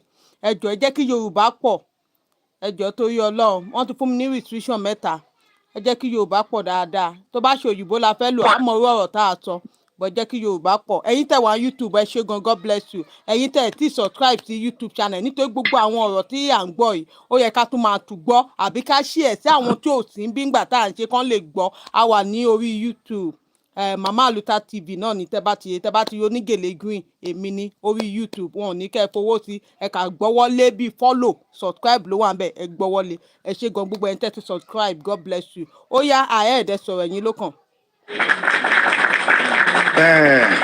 Mama ALUTA kò ní bàjẹ́ fún yín. Àṣẹ. In fact mi ò kí ń dédé follow but mo ti follow yín anywhere tí n bá dẹ̀ ti rí humanity mo máa tẹ̀lé wọn káàkiri ni. ṣe rí number one kò ní bàjẹ́ fún gbogbo àwọn tó wà nínú box àti àwọn tó ń gbọ́ wa. Then gbogbo nǹkan tí mo fẹ́ sọ náà ni humanity tán ti sọ in fact wọ́n ti tún sọ ju bẹ́ẹ̀ mi ṣe fẹ́ sọ. But mo kàn fẹ́ sọ nǹkan bíi méjì kan tó ṣe pàtàkì tí mo fẹ́ kí àwọn èèyàn wa ká tẹ́tí sí dáadáa. ṣe rí ọ̀rọ̀ ẹ̀sìn wọ́n ti ṣì wá lọ́nà gan-an. Kí ló dé tí mo sọ bẹ́ẹ̀ ni wípé tẹ́ bá dé àwọn ìlú tá a sọ pé bóyá àwọn ló kọ́ wa lọ́rọ̀ ẹ̀sìn tá a bá rí bọ́n ṣe ń ṣe ẹ mọ̀ pé wọ́n ti ṣì wá lọ́nà gidi. Àwọn ìlú yẹn wọn ò fi tẹ̀sí kankan ṣé ìlú tó jẹ́ pé wọ́n fààyè gba kí ọkùnrin máa fẹ́ ọkùnrin àti ìbáyẹn ìyẹn ò tí ì wọ ìlú wa o tá à ń pariwo pé kìnnìkan ọkùnrin ń fẹ́ ọkùnrin obìnrin ń fẹ́ obìnrin ẹyẹ ń ké bí ẹyẹ eku ń ké bí eku wọ́n ń ṣọdún àwọn àjẹ́ wọ́n ń ṣoríṣiríṣi and everything dẹ̀ ń lọ bó ṣe yẹ kó lọ nílùú àwọn ìlú yẹn security wọn wà in place. kẹ́rì ká má tiẹ̀ máa fi ọ̀rọ̀ sábẹ́ ahọ́n sọ ìjọba tó wà lóde yìí a need the revolutionary leader bọ́n ṣe sọ. èmi fẹ́ solution because ṣẹ́rí wọ́n ní ọ̀pọ̀ ọ̀rọ̀ ò kágbọ̀n ká máa sọ tí ò bá sí solution gbogbo nǹkan tá à ń ṣe yìí asán ló máa já sí. Ọlọ́run ní jẹ́ kí làálàá wa já sásán. a need revolutionary leader bọ́n ṣe sọ. bàbá yìí ó ti ṣì wá lọ́nà tipẹ́ ó ti pẹ́ tó ti jẹ́ bí ejò lábẹ́ green grass àwọn èèyàn ò fúnra. tẹ́ bá ní ká tá bá ronú padà bí ọdún 3 sẹ́yìn ẹ mọ̀ pé gẹ́gẹ́ bí ọmọ Yorùbá willingly sọ pé a fẹ́ dìbò fún ó bá ara ẹ̀ débi tó dé yẹn ni. but ìjẹkújẹ wa òun ló tún ṣàkóbá fún ọ̀pọ̀lọpọ̀ wa. ẹ wo àwọn common tax stamp illiterate tó jẹ́ pé pẹ̀lú gbogbo ìwà jàgídíjàgan wọn òun náà fi sọ pé wọ́n jẹ́ leader tó ń pe ara wọn. ìyẹn ń sọ̀rọ̀ lórí social media ó lóun òkúkú gbóyìnbó ẹni tí ò gbóyìnbó wọ́n fẹ́ máa empower ẹ̀ láti máa dá security outfit ilẹ̀ fún gbogbo orílẹ̀-èdè. Can you imagine? Or fún gbogbo káàtì sọ pé gbogbo south west ní effectiveness ẹ̀ máa mọ̀. Can you imagine that kind of life? Níbi tá a ti máa mọ̀ pé ìjẹkújẹ ti ba ayé àwọn Yorùbá jẹ́ nìyẹn. ṣé rí Ọlọ́run ò ní bọ́lẹ̀ láti wá gbé wa.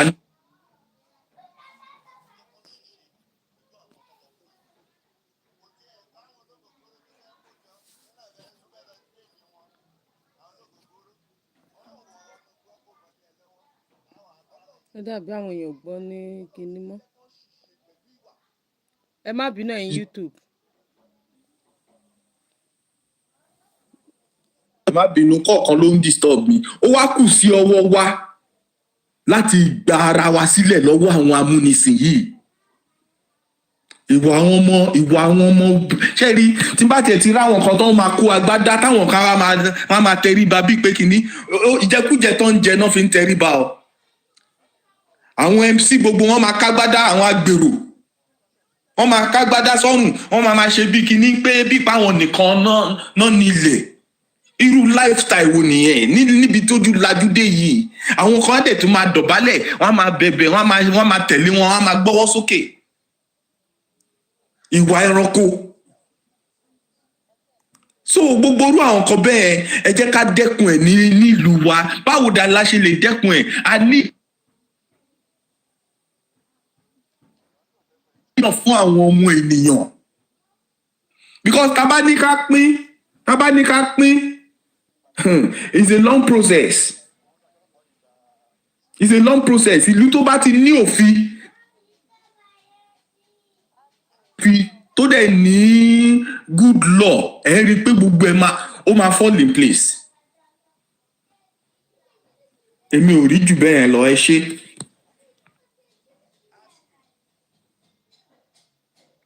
ẹ ṣé gan, thank you, ẹ ṣé gan. Ẹ jẹ́ kí a máa tapping wa yẹn ò lọ dáadáa yín ti YouTube, ẹ máa bá wa like, ẹ subscribe, ẹ ṣé gan. Ó yá double kí ló wà ń bẹ̀ yìí? Èmi ò rí orúkọ yẹn o, double ṣá, ẹ̀yin ló kàn sá. Mr. Double, wọ́n ti kúrò ń bẹ̀, okay. TV for Naija, ẹ bá wa dá sí sá. Yeah. Thanks for the opportunity. And all what I want to say is that, Sherry, the situation at hand, I believe we should address it. How are we going to, deal with the problem that we are facing? In Kato, we will come address this thing. And if they come back there offer let's suppose we don't need to condemn the guy. Neither do we need to run the guy down. At least for rest. You know how many population of Yorubas? And when you so people like that, we don't need to run them down. We don't need to condemn them. That one aside. Now, our people now, our people need to be our people who are they should be conscious of their environment. Any strange movement, they should raise alarm. That's what I'm saying. Our people you ní lọ láti bọ́ náà rí wọn tó ń bọ̀. Tẹ́ bá ti rí strange movement, raise alarm. See it, say it, sorted. Tọ́ bá raise alarm. Gbogbo yóò ní ṣẹlẹ̀. A láti jẹ́ káwọn yóò wà conscious pé ìgboro ti dàrú nsìn. Kì í ṣe pé kíní kan rí yẹn ẹ máa raise alarm. And àwọn people TV for Naija ẹ má bínú. Ṣé rí Nigerian case attack dem wo wọ̀nyẹn? They are authorized attacks. Authorized ni. Ìgbà tó lọ sí Wọ́rọ́, bàbá ẹ máa gbọ́, ìgbà tó lọ sí Wọ́rọ́, tó pa over 200 people. Do you want to tell me pé wọ́n ní alámí, wọ́n fi tọ́lọ́pàá létí, àbí ìgbà tó bá yakọ̀ sùn, ìyá 80 nìbàdàn, tó pa, tó ọmọ ẹ̀ tó lọ sẹ́yìn tó bẹ́ẹ̀ tí àwọn ọmọ wọn lé? No, can you repeat that? So the government is in line with these attackers. They are the one funding them. Ẹ má sọ bí ẹni pé bóyá o lè kan náà tàbí mú ládùúgbò. No, they come to where they want to come. They write letter. Even before they come. Wọ́n á kọ letter. That's how they operate. Ẹ jẹ́ kí n sọ nǹkan fún yín. Ṣé rí narrative ṣé rí nǹkan tá à ń sọ yìí? Àwa nìkan kọ́ là ń gbọ́ o, international community ń gbọ́ o, tí wọ́n ní interpreter tó interpret if you don't know. And if you are looking for a way out of Nigeria, gbogbo nǹkan tá à ń sọ yóò lè help wa o.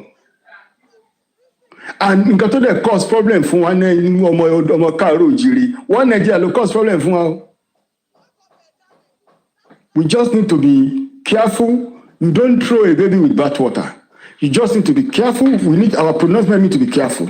Because àwọn tó ń wá ń tí tó ń dà wá láàmú yìí tí ì bá ṣe one Nigeria, mo ò ní rà láti lọ́dọ̀ wa náà kí ló ń bọ́ wá ṣe. Wọ́n á ti fẹ́ǹsì wọn sọ́dọ̀, wọ́n á ti fẹ́ǹsì wọn now. These are people that are in our bush. They don't have proof of address. Sọ́kùn tó bá ti dé ẹ̀wọ̀n wọgbó lọ ni. Ọlọ́run ní ilẹ̀ àwọn ilẹ̀ bàbá àwọn ni Ọlọ́run ló fà wọ́n lẹ̀. Ní orí ilẹ̀ ancestor àwọn èèyàn wa.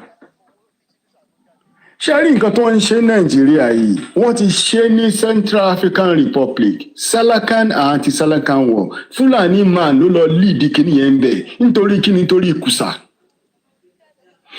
Ṣé rí wọ́n rọwọ́ mú o, but ìgbà tí àwọn aráàlú yẹn kọjú dà sí wọn ni wọ́n sá. Àwọn èèyàn wá ní láti face wọn ni. Tán bá face wọn ẹ̀rí they go. But tí gọ́ọ̀mẹ̀ntì bá mú wa lọ́wọ́ sílẹ̀, wọ́n fún ọ ní kíní nìyẹn náà. Then I want to ask a question as well, and I want the comment section to type. Nígbà tí wọ́n wá demand fún ṣèríà ní ìsìn, kí wọ́n á ní àwọn bàbá Mùrí kì í sọ o? Kí làwọn àfáà wa ń sọ o? Islam is a religion of peace.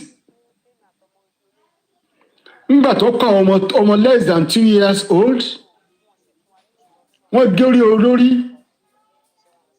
Ẹ wá ní condition ní ìsinmi kan fún yín to verify ilox méjì bóyá mo right bóyá mi lè rí dáadáa bóyá mo dẹ́kun kọ́ mo sọ pé kọ́ fún 1 billion wọ́n dẹ̀ tún ṣèrí àgbẹ̀dọ̀ tún wà ń bẹ̀. Technically If they give them 1 billion and 2 ilos there, which is doable, tó wá fún wọn yẹn, wọn ò tún release àwọn ọmọ tó bá gbé ṣeré àwọ̀. So who are these people fighting for? Who are they fighting for? Which religions are they fighting for? That should be the point of contention. Àwọn èèyàn wá ní láti wake up.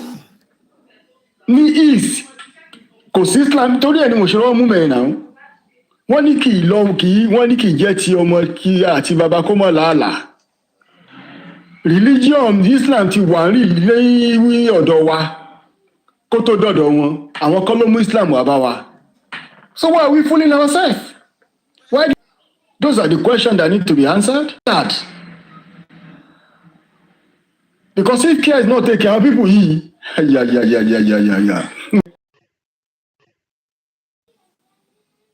This is not my brother or my senior brother. Àwọn people ní agenda tó bad gan ni o. So nǹkan tí mi kàn mọ̀ pé ẹ má jẹ́ ká rọ̀ ẹni tó sọ ipò ń fẹ́ help o, ó ọ̀fà rẹ̀ láti help ni o, let him help.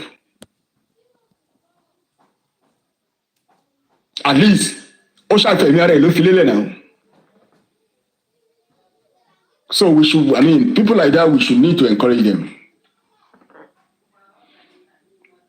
And ní ìsìn everybody gbọ́dọ̀ wà charge ni.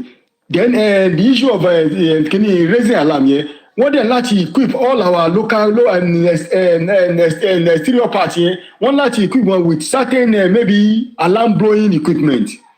Tí wọ́n bá ti gbọ́rọ̀ wọn báyìí àwọn èèyàn sound alarm á dàbí àkókò tó ń kọ ni táwọn yẹn bá sound alarm ní village yìí táwọn yẹn bá gbọ́ mọ̀ àwọn náà sound alarm. So àwọn èèyàn yẹn because àwọn people yẹn gbà tó kọ́ àwọn èèyàn yẹn kò sí nǹkan tó ní kọ́ mọ́ lè trap àwọn people yẹn náà. If tí Ṣèyí Mákindé ló ń ra drone long time ká ní drone yẹn wà available ni alẹ́ yẹn ni wọ́n á fish ibi tí wọ́n wà because tó ń bá lọ dúró pẹ̀lú drone yẹn infrared á show breeding wọn ibi tí wọ́n ti ń breed lálẹ́ wọ́n á lè map ibi tí wọ́n wà. But wọ́n ti fún wọn ní room wọ́n ti fún wọn room láti operate láti move ó yẹ kó ti close wọn. Ikú Akérédolú dẹ̀ ló fa gbogbo nonsense. Ikú Akérédolú náà because Akérédolú was the one that was thinking for them. He was the strategic thinker wọn. Ìgbà tí Kini Dàpọ̀ fẹ́ think àwọn yẹn fẹ́ chop life ni náà. Ẹ rí i pé àwọn pípọ̀ yìí ti ń bọ̀ ẹ ti rí kan ti ń bọ̀ ṣé wọ́n ó yẹ kí prophet kan sọ fún ọ kó máa wá síbí ni. Ó yẹ kó ti gbogbo yìí náà ìlú ni wọ́n fẹ́ san ìlú ni wọ́n fẹ́ dá each of them kó task ara wọn each of the southwest state kó task ara pé okay ìwọ 340 billion kó ra nice drone or mini chopper tó yẹ pé ó lè tó bá lọ báyìí with infrared ni ó máa mápa gbogbo ẹ̀ ni kò sí nǹkan tó ní kó máa ṣe náà wọ́n kàn fi láìpẹ́ èèyàn ta káìtì náà. Ẹ wo àwọn ọmọ kéékèèké ọmọ less than 2 years old. Where is humanity? Islam is the religion of peace o. Where is humanity in that? Mo yìí wà ń bí o, humanity wà ń bí o. Humanity also okay. Where is the religion? Where is it? Okay, pẹ̀lú gbogbo nǹkan táwọn people yìí ṣe okay. Why táwọn Islamicization of Western Nigeria wọ́n jáde pé we are not in line with you gbà. Everybody keep mute. Silence means acceptance in law. Ó wà deserting gangan. Ó wà slightly deserting. Wọ́n Nigeria ló kọ́ ìgbó nonsense. And Sanusi Lamido Sanusi ti won. Ó ti sọ fún wọn náà tìyẹn. Ó ní status quo. Ó ní kó ló máa change.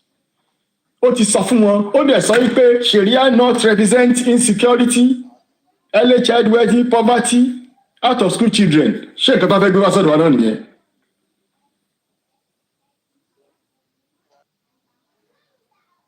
So àwọn èèyàn wá ní láti wake up ẹ̀sìn tí ẹ ṣe ẹ̀sìn tí ẹ bẹ́ẹ̀ sí each family ní western ní ọ̀dọ̀ wa ló ní oníṣẹ̀ṣe ló ní christian ló ní gbogbo ẹ̀ ẹ jẹ́ ká ṣe bẹ́ẹ̀ wá ṣe mọ́ kékeré àwọn kan máa lọ àwọn kan wá ń lọ ara wọn léyìn lórí wọ́n dẹ̀ ń lọ ara wọn léyìn lórí.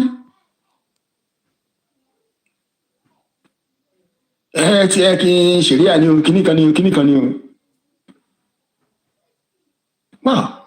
Tí wọ́n ṣe ṣẹ̀ríà ní Morocco ni àbí Senegal ṣe rí àwọn àmì ẹni ṣé wọn survive ni.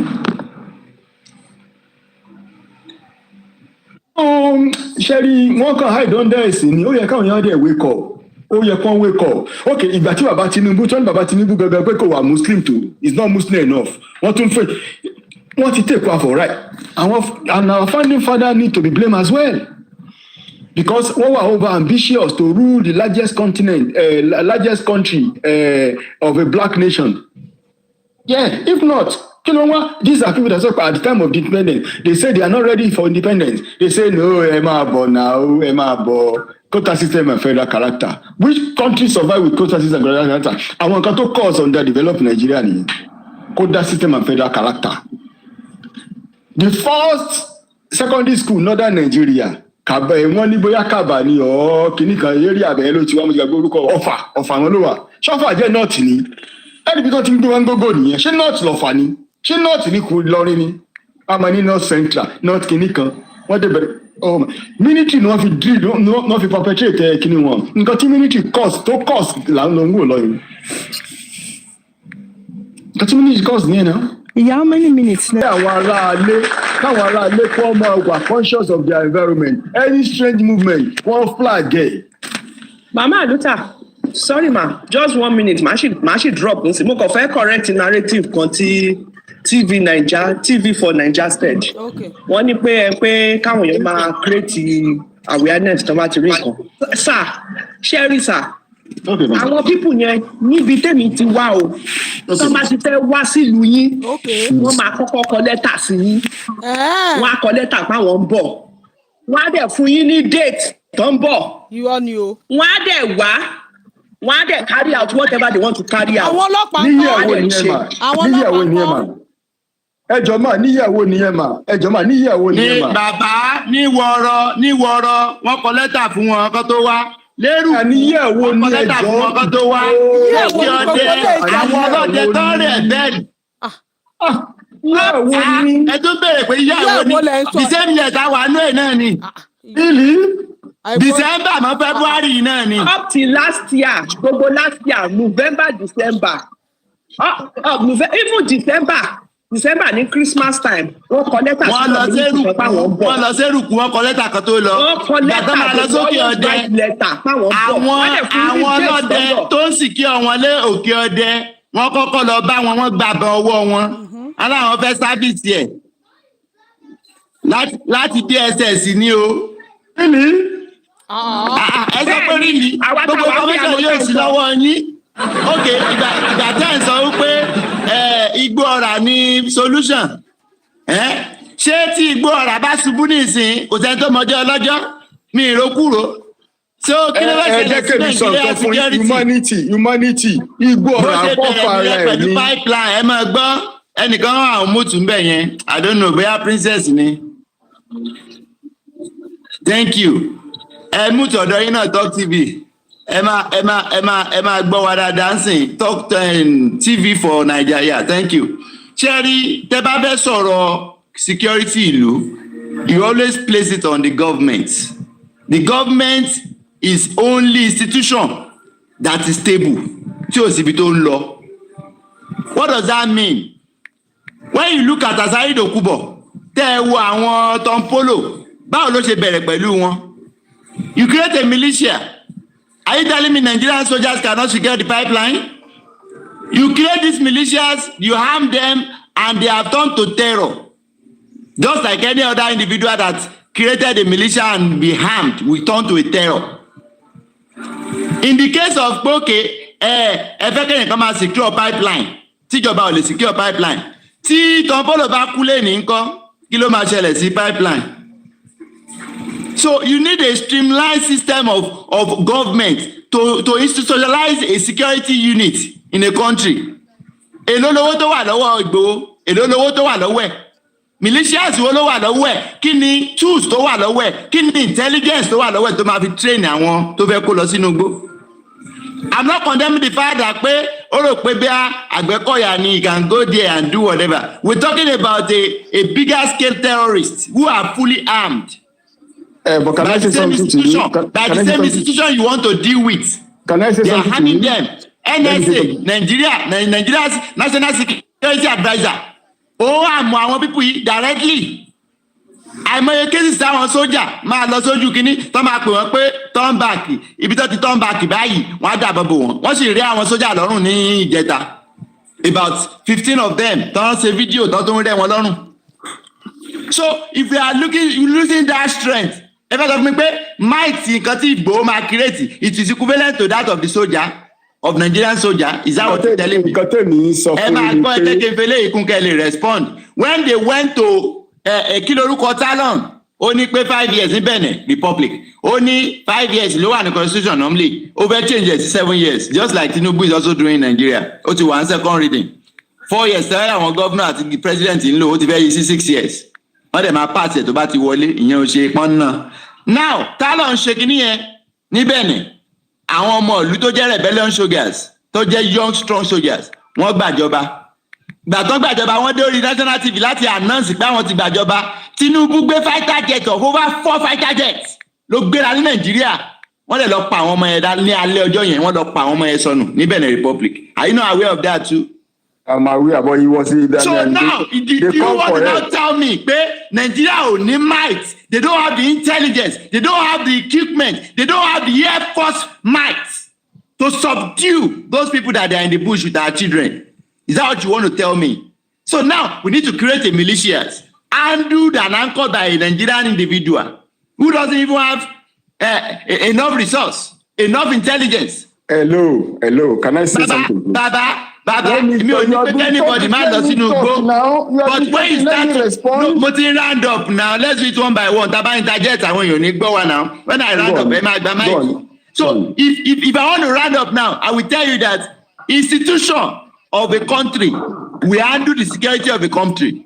Tí president kan bá kúrò, the same military náà ṣì máa ní náà ṣe máa sọ pé kò rí soldier go, soldier come. The barracks still remain the same. Aso Rock will remain the same. Tẹ́ bá ti ní same leader ń bẹ̀. You don't need all these peoples. Tó bá padà gbani tán, tó gbani sọ́wọ́ tán, ṣé fẹ́ lé wọn tó bá gbà tó bá gbà àwọn ọmọ ẹ̀ kúrò mẹ́tàn. Ṣé fẹ́ lọ gbà bọ́tọ̀ ẹ̀ kó fún wọn ni? You don't want them to become a terror to the society? So I will round it up that way. Ẹ lè sọ̀rọ̀. Okay, what I'm not saying now is, see, Sunday Igboho security outfit has been registered. I know you know of Wagner Group in South Africa, South African security firm, Wagner Group. Tí Jonathan employed láti flush out Boko Haram, tí Baba Buhari lé nígbà tó dé bẹ̀. So Wagner Group is from Russia. No. They are South African. They are South African firm. Wagner, tó wà Mali. Yeah. Okay. So these are security firm. Take to register. Okay. Federal government challenge gan Sunday go fún our government wa, both federal and local and state level and local government. Okay, tẹ́ ẹ bá rí nǹkan ṣe sí o, I'm ready. But do they answer him? Wọ́n fi ń play politics? No, that is life àwọn èèyàn jọ wọ́n lójú. Life wọn jọ wọ́n lójú. But okay, nígbà tí àwọn people yìí collect account on board. Wọ́n dẹ̀ àwọn area community dẹ̀ lọ fún DPO dẹ̀ ń wò.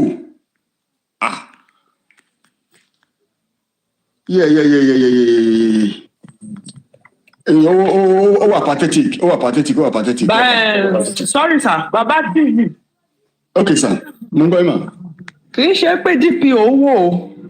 Àwọn tó ń bọ̀ wọ́n dára wọn lójú ni because of what they are bringing on board. But princess. Ma, sir. Hold on. Kini step the DPO take? Wọ́n deploy àwọn èèyàn wọn, but ṣáwọn èèyàn wọn wà bold enough láti face ìbọn wo ni ọlọ́pàá ní. Ẹ jẹ́ kí mi sọ̀kan fún yín. That is to tell you ordinary olè ló wá ká mi mọ́lé ní Nàìjíríà. Olè lásán. Ọlọ́pàá sọ fún mi pé ṣé wọ́n ti lọ káwọn tó mọ̀ bọ̀. Olè lásán. Màmá Àlùtà ẹ fẹ́ rí sí o. That is to tell you tí DPO tún lè kọ́ fún wọn ní bẹ́ẹ̀ táwọn ń bọ̀. Tí DPO ṣé DPO tó ń lọ báyẹn ẹjọ́ ọmọ ẹni question mi á pọ̀ díẹ̀ o. Ṣé DPO yẹn ṣé Haúsá ni àbí Yorùbá ni DPO yẹn? Bàbá Princess tribe mi ò bá ń sọ̀rọ̀ Princess mo bá sọ̀rọ̀. ọlọ́pàá sójà gbogbo wọn they are working for the government and if you are telling me pé ṣé tribe kan ni ṣé tribe kan kọ́ torí pé ó jẹ́ Yorùbá omi pé ó wà lọ sínú igbó lọ báwọn bá ní ti ọmọ ìjọba tó mọ̀ pé federal ló rán wọn wá simple. Anyway, bí mo ṣe ń bá yín sọ̀rọ̀ sìn àwọn community wa ní Lagos chapter sìn wọ́n ní pé káwọn wọ́n ti ń recruit àwọn kan fún irú ṣé irú kílẹ̀ pé náà irú ọkà irú ẹkùn. àwọn á ní there is low turnout. ìrẹ̀tù ìrọ́ká.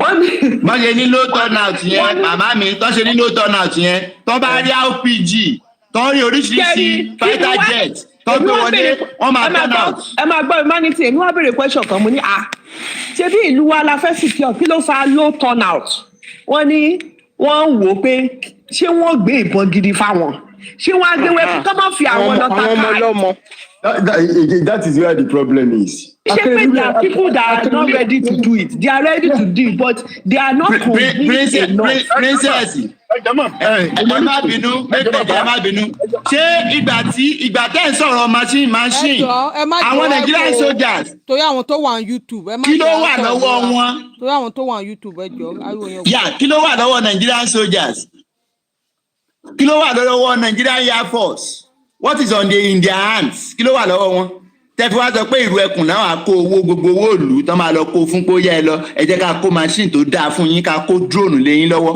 ìlú ẹkùn did they have the intelligence did they have the humanity ọ̀rọ̀ àárọ̀ ni mo sọ fún yín o the news I'm telling you now happened mo ṣe ń kà á láàárọ̀ mo ń jí láàárọ̀ ni mo rí wọ́n ní pé yes ló tọ̀nà ní wọ́n bèrè. everybody ní sùúrù ẹjọ nísù ẹjọ everybody. ẹ jẹ́ ń ṣe submission mi ibi iṣẹ́ mo wà ẹ sọ̀rọ̀ mà omi ní. ẹ má bínú ẹ ṣé mo kí gbogbo wa tí a ti sọ̀rọ̀ ní àti òwúrọ̀ mo kí wa o oníṣẹ̀ṣe ni èmi mo dẹ̀ ń listen carefully ẹ ṣe ìyá mi gbọ́ àtọ́ fún gbogbo wa gbọ́ àtọ́ o a ò ní bógun lọ láṣẹ àwọn tó nílé ayé ibi iṣẹ́ ni mo wà mi ì dẹ̀ fẹ́ kí ọ̀gá mi wọlé dé kó rí pé mò ń sọ̀rọ̀ ni mo ṣe ń wà yìí ga ẹ má bínú ẹjọ mo fẹ́ mú láti ibi revolution leader tí àwọn bàbá wa ń sọ fún wa ẹjọ ṣe lè suggest ẹ má tí suggest ẹ ń ṣe jẹ́ kí n ṣe tán but tí bá wá ṣe tán tí bá ti gbé máìkì sílẹ̀ mọ̀ pé mi wà níbi iṣẹ́ ẹ má wá suggest ẹjọ ṣe lè suggest ta ni ló lè bá wa ṣe because ẹ bá suggest ẹ tá bá wo gbogbo profile nǹkan tó ní fún wa à á support nǹkan táwa náà wá nìyẹn à á support èèyàn tó lè gbé through fún wa ìyẹn ní apá kan àwọn tí wọ́n ń lọ sí tó ń gba ẹ̀sìn ṣe rí àwọn bàbá wa kò rí báyìí ní ayé ìjọhún mi sọ pé àwọn bàbá wa sìn o mi ì dẹ̀ sọ pé àwọn tó bí wọn irú èmi ń sìn bàbá mi grandfather mi gbogbo wọn mẹsàn án àwọn wà lára àwọn tó bá yé wa jẹ́ báyìí because ìgbà yẹn ni ẹ̀sìn bẹ̀rẹ̀ àtàwọn ẹgbẹ́kẹ́gbẹ́ òṣì oríṣiríṣi tó ń ṣàwọ oríṣiríṣi tó jẹ́ pé àwọn ẹlẹ́yàmẹ̀yà ló wà nínú awo wọn tó fi ń ba yé wa jẹ́ àwọn yẹn kọ́ ni mò ń sọ àwọn bàbá tí wọn tó jẹ́ alákíkanjú ni wọn dẹ̀ ń ṣojo kí ló wá ṣẹlẹ̀ nísìn tó jẹ́ pé a wá di ọ̀lẹ of course ẹ̀sìn ni bí irú ìyàwó ẹ má bínú ìyàwó princess ẹ má bínú ẹjọ́ mi fi tako àbùkù kò yín o mi dẹ̀ fi bú ilé yín ṣùgbọ́n tẹ bá wò ẹ máa rí pé ẹ̀sìn ti ba ilẹ̀ yín jẹ́ ó ti ba yọ̀ọ̀ta yín gan jẹ́ ní inú ilé yín bẹ̀ yẹn because bí ìbá kí n ṣe bẹ́ẹ̀ ni ó yẹ kí ẹ̀gbọ́n yín kó wọ ìpèbí ni kó jẹ́ ọba gidi tí ò kì í ṣọba tó ń gbé bíbélì lé lọ́wọ́ àbúbá tó máa ṣe ojo ṣó ti yé yín so tẹ bá mọ̀ yìí pé ẹ rẹ́dì láti ṣe ẹ wọnú ìṣẹ̀ṣe lọ kẹ tọ̀ àwọn alálẹ̀ wa lọ ẹ tọ̀ àwọn rúmọlẹ̀ wa lọ ẹ ṣe nǹkan tó yẹ kẹ ẹ ṣe ẹ wo gbogbo kíní yìí ti wá hàn sí wa nísìn ṣó ti yé yín gbogbo ẹ̀yin tẹ̀ ń tẹ̀lé Jésù tí ó ti ń fojú everybody gbolẹ̀ báyìí nísìn àwọn pastors wọ̀nyẹn ló tún wá ń pa nísìn kò ṣe dìde ìṣùláàlú táwọn ń bọ tàdé rí tá à ń bọ tá à ń rí báyìí èmi náà Christian nínú Christianity lọ bí mi sí gbàtáyé mi fẹ́ bàjẹ́ ni mo wò pé ni mo fa etí mi ni mo padà lọ ṣe nǹkan tí àwọn baba ńlá wa tí wọ́n ń ṣe so lórí ilẹ̀ wa ẹ má jẹ́ ká ṣojo ìṣẹ̀ṣe la máa fi ṣe àwọn bàbá wa ti jáde ẹ jọ̀ọ́ ẹ follow mi tí ẹ bá fẹ́ ẹ béèrè oríṣiríṣi nǹkan lọ́wọ́ mi màá dá yín lóhùn a ti lọ gbé àwọn bàbá wa jáde àwọn tí yẹ pé kékeré ni wọ́n wà tí wọ́n fi ja ogun àwọn ogun tá a jà yẹn wọ́n ti gbé nǹkan tá à ń sọ yìí jáde wọ́n dẹ̀ ti ń jáde tó bá yá bóyá a máa gbọ́n pẹ̀ because òru làwa ń ṣèkà tiwa so tó bá yá bóyá ẹ máa gbọ́n pẹ̀ pé nǹkan bá ń ṣẹlẹ̀ bí nǹkan bá ń ṣẹlẹ̀ bí nǹkan bá èèyàn ló wà lẹ́yìn òrò tó rò fi ń dùn n kò fẹ́ jẹ́ kẹ́ ẹ mọ̀ ni so kò ń ṣe pé bóyá gbogbo wa káwọ́ gbéra o èmi tí mo bá yín sọ̀rọ̀ lóyìnbó ni mo wà ara Àgbẹ̀kọ̀yà ni mí mo máa wálé màá wá ṣe gbogbo nǹkan tó yẹ kí n ṣe. ẹ jẹ́ kí wọ́n sọ̀rọ̀ tán ẹ jẹ́ kí wọ́n sọ̀rọ̀ wọn tán ẹ jọ̀ọ́. jẹ́ kí wọ́n sọ̀rọ̀. ẹ jọ̀ọ́ àwa YouTube ẹ jẹ́ kó béèrè question yẹn but màá sọ mọ́rọ̀ ẹ béèrè màá sọ mọ́rọ̀. ẹ jọ̀ọ́ mà ẹ tètè. ìlú òyìnbó tẹ́ gbé yẹn ẹ náà bá wò ìlú òyìnbó tẹ́ gbé yẹn níbo la rí bí tán fi ṣàwòrò dẹ tán fi sí ẹnu ọ̀nà wọn àbí ṣé Àgbẹ̀kọ̀yà ló ń ṣọ́ yín nílùú òyìnbó security tó ń ṣọ́ yín nílùú òyìnbó is it anybody jump on the street tó kàn lè nuisance kan máa jump on the street akẹ̀dẹ̀gbẹ̀bọn á lóun fẹ́ máa ṣọ́ọ̀lù.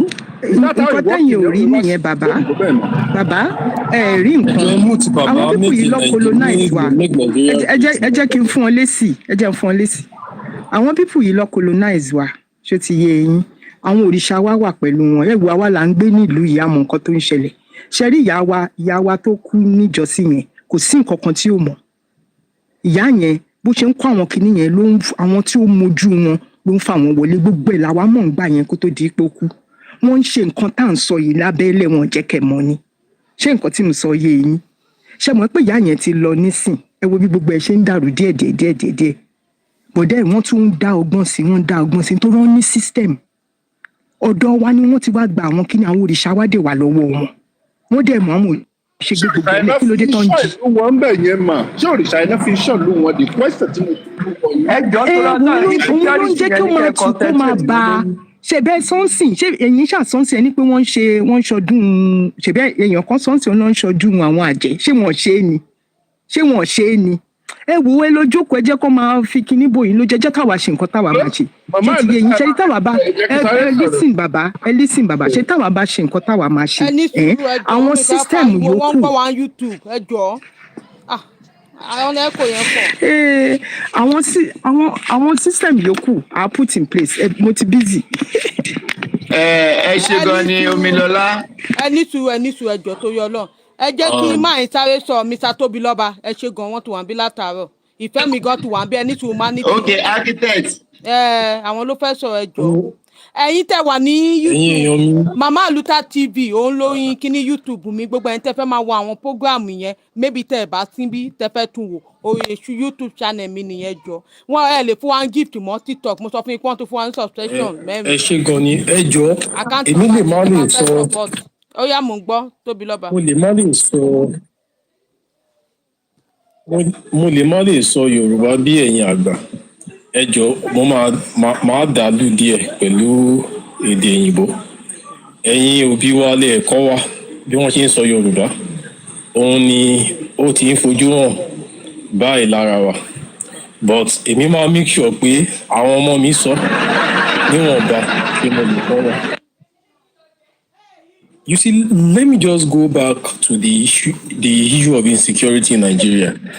You see, one of the one of the biggest problems we have in Nigeria is Babangida. Princess Ọpẹ́ mo gbé sójú fọ́nrán yẹn FTV. Mo gbé sójú fọ́nrán mà. One of the biggest problem we have in Nigeria today is Babangida, and some of the deadly what was it called? They implemented in the 1980s we are still dealing with them today. Sherry, nígbà yẹn a ní state ni òun ló bẹ̀rẹ̀ sí máa regionalize Nigeria. Wọ́n la fi ní north west, la ní north east. Òun ló mú north central wá. òun la fi ní south west, south east, south south for the majority part of Nigeria. Ó fún wa south, ó sọ wá the minorities. You see, if you look at the demography of Nigeria, you realize that Hausas are minorities. If you want to be very realistic about it, the whole of the northeast and north central, kò sí ọmọ kò sí ilé Hausa kankan níbẹ̀. The only region Hausa wà òun ni northwest.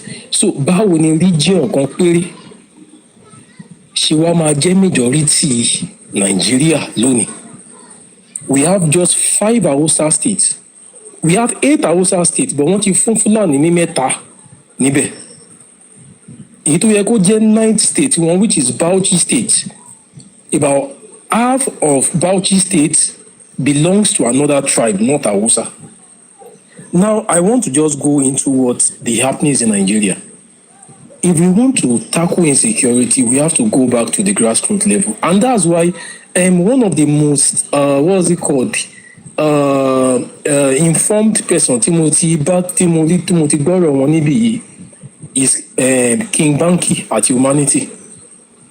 Honestly, I think they have access to some level of information, and King Banky should be a strategic thinker too. Because mo gbọ́ àwọn nǹkan tí wọ́n sọ. Ṣé rí nílẹ̀ Yorùbá lónìí, àwọn traditional rulers wà, àwọn gangan ni problem wa. Okay, for about 2 years ago, àwọn ọ̀rẹ́ mi ṣe understand Ìbàdàn ni mo wà. Mi ò ní sọ ibi tí mo wà gangan níbàdàn. Wọ́n dá oko síbì kan, so but to cut the long story short, àwọn Fúlàní wá síbẹ̀, wọ́n wá ń jẹ oko àwọn èèyàn. In fact, my friend lost 11.5 million naira 2 years ago because wọ́n jẹ gbogbo oko ẹ̀ pátápátá. Níjọ́ kó tẹ̀ ń wá àwọn Fúlàní yẹn tó wọ́n jẹ. Kí ló fà á? Ọba ìlú yìí, àgbà táwọn Fúlàní wá, wọ́n fún ní màálù. So now wọ́n ti silence ẹ̀ láti sọ òótọ́.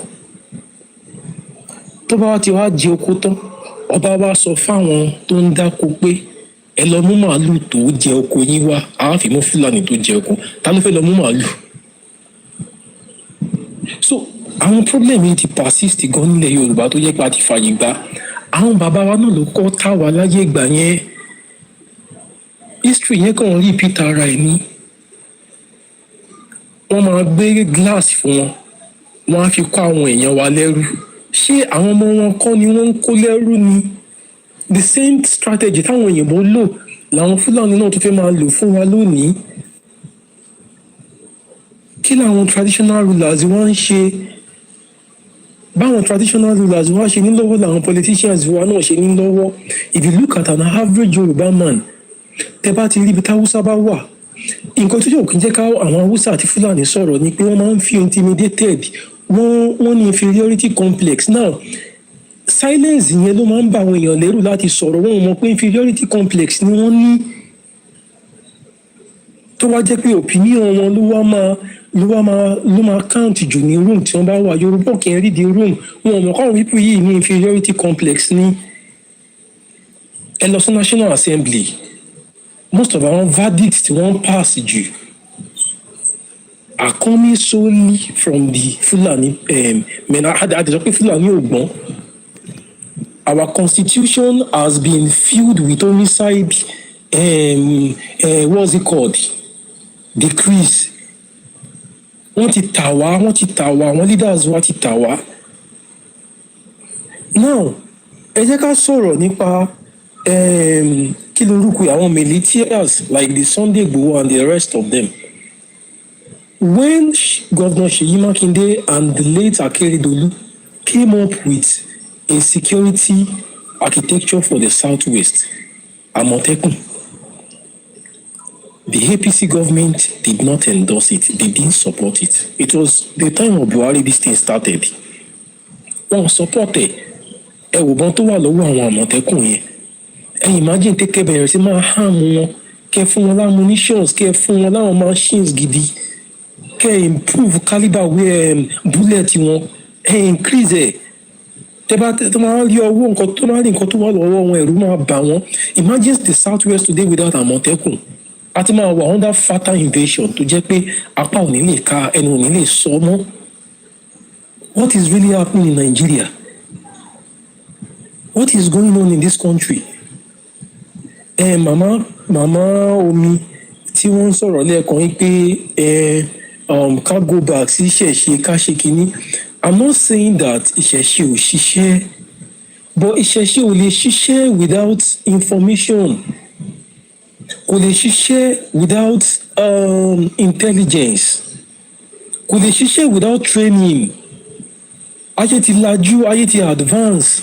Nǹkan tó wà lọ́wọ́ àwọn ẹni tá à ń sọ yìí kò ń ṣe kékeré. Àwọn generals mercenaries ló ń train wọn. General ló ń strategize fún wọn.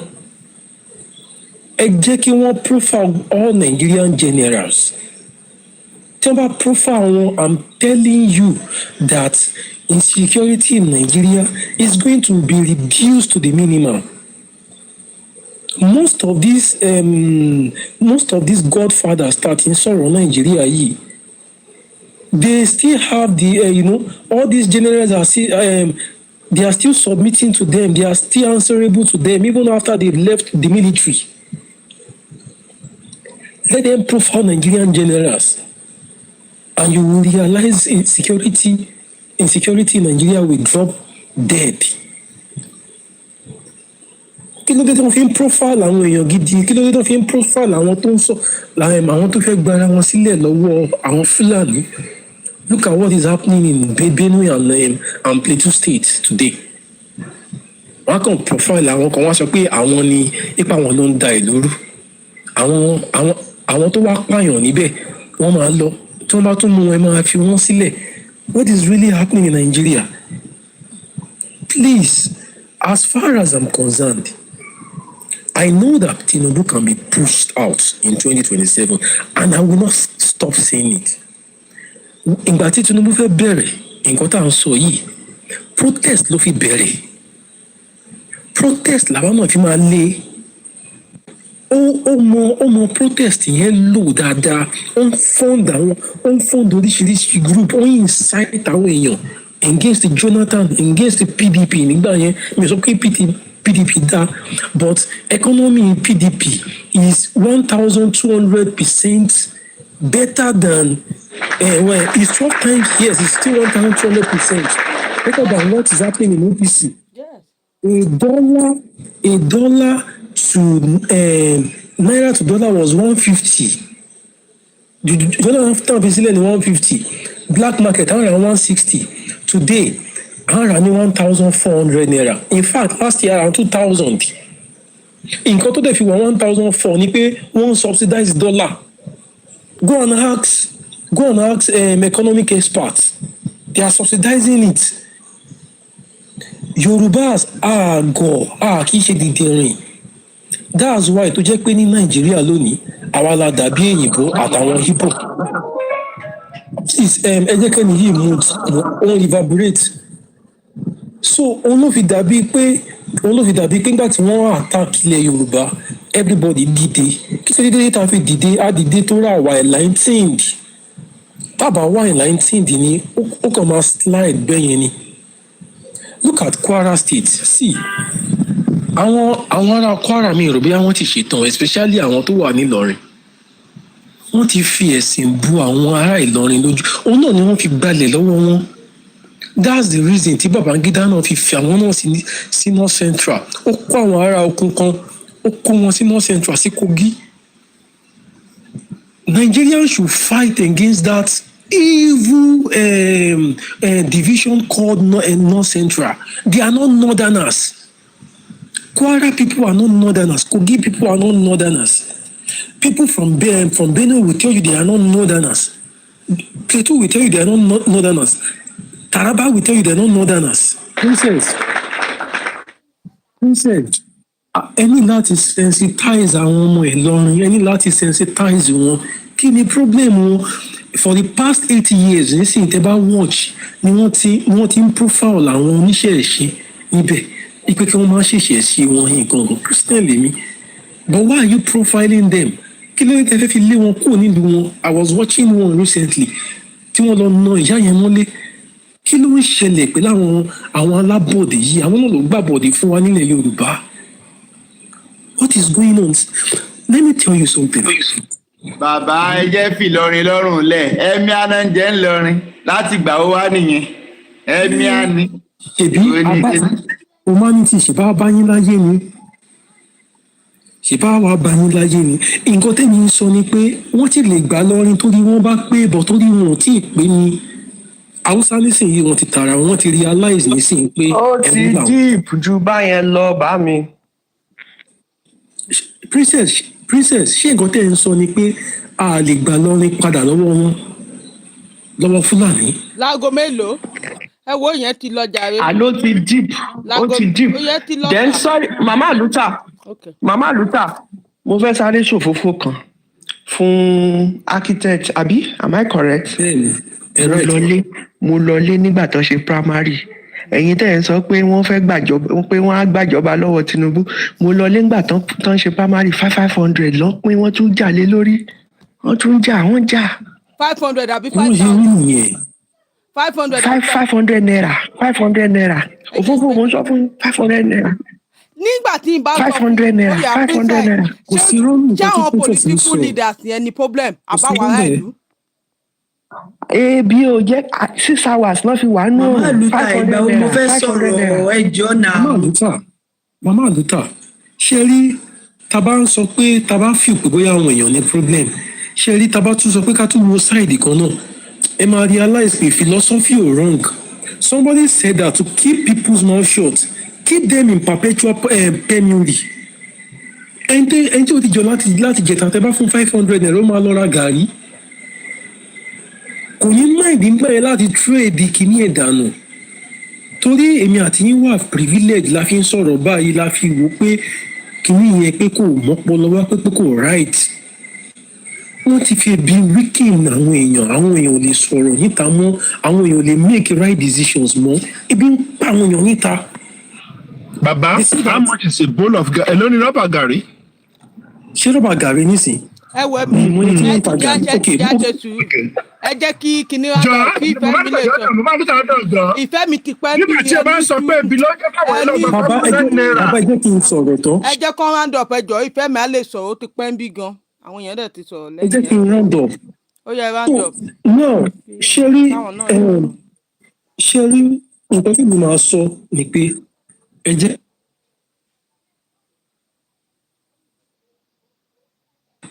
that community security architecture we still have to build it and I still want King Banky to talk because what I feel is more of a strategist than a talker. Ẹ ṣe. ó yà ìfẹ́ mi ó yà sọ̀rọ̀ kí make Nigeria tó sọ̀rọ̀ ìfẹ́ mi madam ìfẹ́ mi sọ̀rọ̀ kí make Nigeria tó sọ̀rọ̀ mọ́mí ìfẹ́ mi ẹjọ́ ẹ má bá mi táàpù ẹjọ́ ẹ lè gift over account wọn bẹ́ẹ̀ tẹ́lẹ̀ support those ẹ ṣe gan.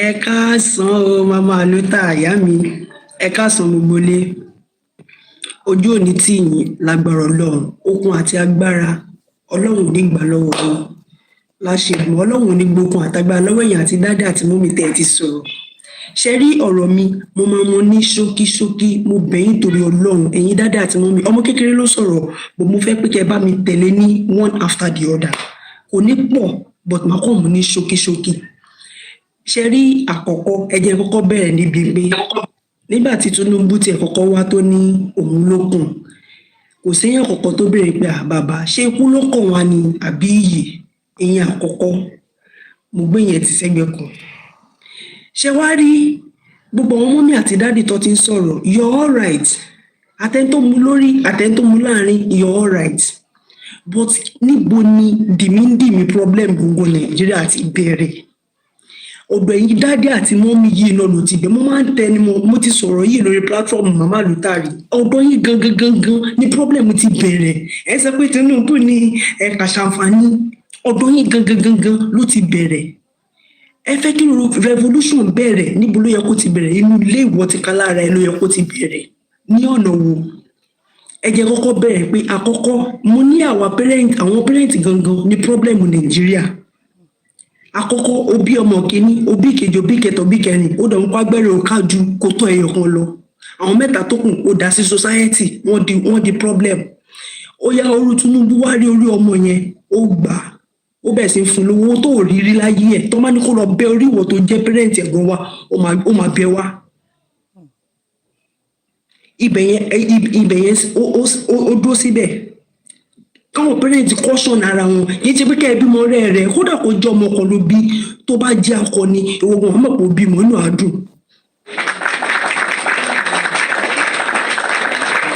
wọ́n mọ̀ kó bímọ inú àdùn kì í ṣe pé ẹjọ́ ẹ bá mi ṣó ti yé ẹ bá máa tẹ̀lé nǹkan tí mò ń sọ ìmọ̀bẹ̀yìn tó lọ lọ́run ṣé wá rí èyí tó tún wá tẹ̀lé ẹ̀yin DSS ọwọ́ yín lè tíráàkì àwọn citizen gbọ́wọ́ yín ò tíráàkì àwọn bandits ṣẹ́rí àdúrà kan mo kàn ní fún ẹ̀yin lénìí ẹ jẹ́ tiẹ̀ ṣe ojú mi sódà á lè easy fún yín láti tètè pa mí kẹ́lẹ́ mọ́ ọmọ kékeré ni mí kìíní kámẹ́rà mi dà mo ń bọ̀ ẹ mọ́ bínú. bí bẹ́ẹ̀ ti máa sọ ọ̀rọ̀ ọmọ ọkọ ló ní problem. ẹni sùúrù bàbá ẹ jẹ́ kí n parí submission mi ẹjọ́. ẹjọ́ bá ti land náà wàá react. ẹjọ́ obìnrin ẹjọ́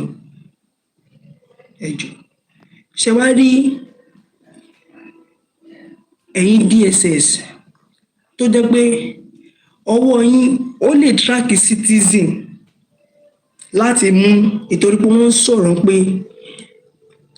àwọn òfin ẹ̀kọ́ tó ń ṣẹlẹ̀ nílùú ẹ lè mú wọn àbí ẹ lè mú wọn ẹ jẹ́ kán screenshot kó lè wà òkè ni problem Yorùbá nìyẹn ó ò fẹ́ kú mi ò fẹ́ kú ta ló wá fẹ́ kú fẹ́ nìkan jayé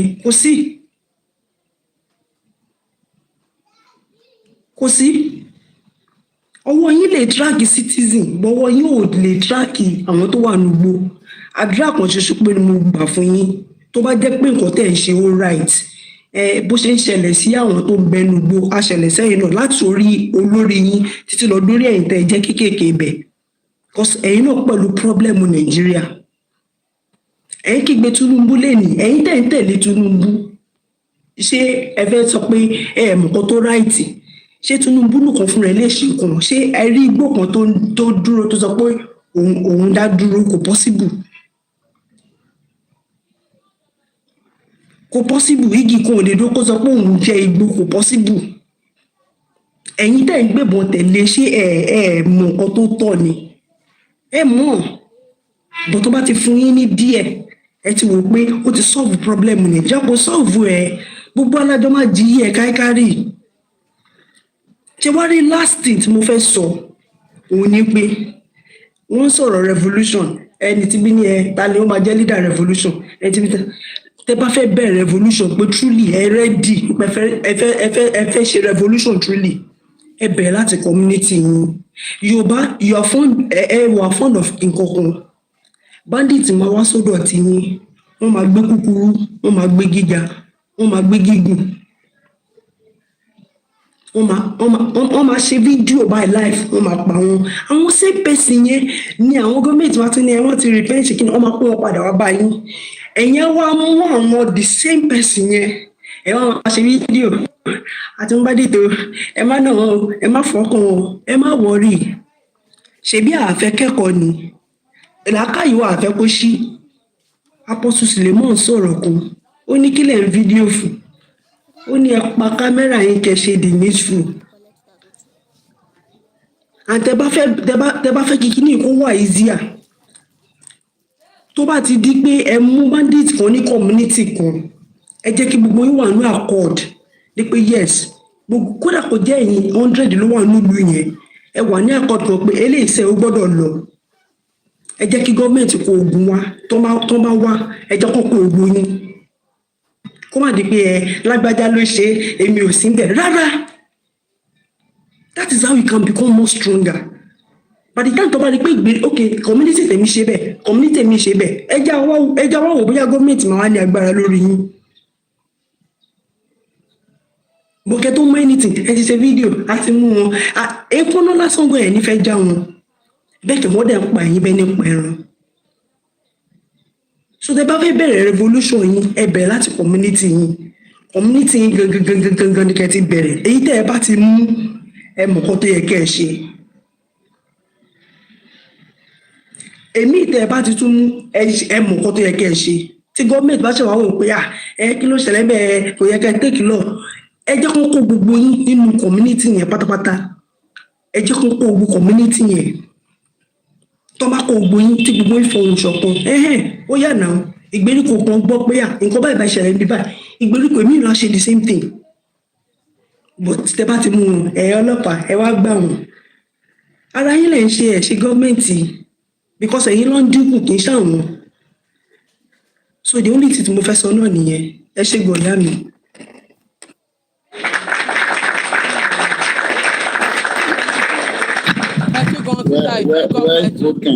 ẹ jẹ́ kí make Nigeria great ọ̀rọ̀ tẹ sọ mọ́wé. Okay make Nigeria great ẹ jọ̀ọ́ máa bá mi táàpù ẹ follow channel ní YouTube ẹ jọ̀ọ́. ẹ̀yin ọmọ Yorùbá. àlùkà ẹ bá bínú ẹjọ́ Mr. Sido tó ń kọ́mẹ̀ntì nísàlẹ̀ ọ̀gbẹ́ni tó bá tún kọ́mẹ̀ntì nonsense màá ní kàn ṣe àìsí blocking ṣé olùbẹ́ àwọn support Tinubu nàbẹ́ erékọ́lì mi ṣe ni má kọ́mẹ̀ntì rọ́bìṣì mọ́ gbogbo òyìnbó yìí. sọrí ẹ̀yin Yorùbá ẹ kú sọ pé èmi ọmọ bá ṣì lè ní bí Fúlàní lẹ̀ pé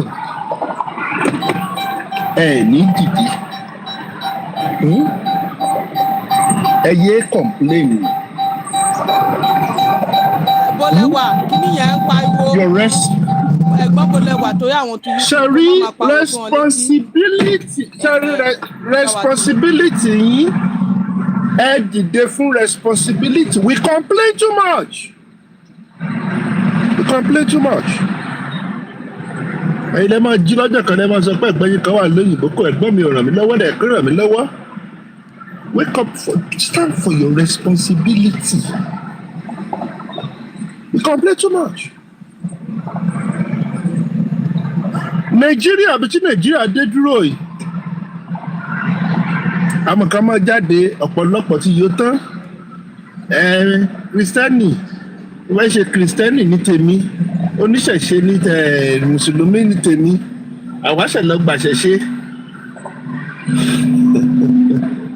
bẹ̀tẹ̀ orílẹ̀-èdè tá à ń gbé ìṣẹ̀ṣe kan náà fi ń ṣe security rẹ̀ gbogbo rọ́bìṣì tá à ń sọ yìí ìṣẹ̀ṣe kan náà fi ń ṣe ẹ̀sìn kan náà fi ń ṣe gbogbo nǹkan tẹ́ ń gbàdúrà fún gbogbo nǹkan tí gbogbo yín darí lọ gbàlọ́ àwọn Nàìjíríà today tíjọba bá ṣe 20% nǹkan tó ń ṣe nílùú òyìnbó tẹ́ wà yìí sí Nàìjíríà máa rí solution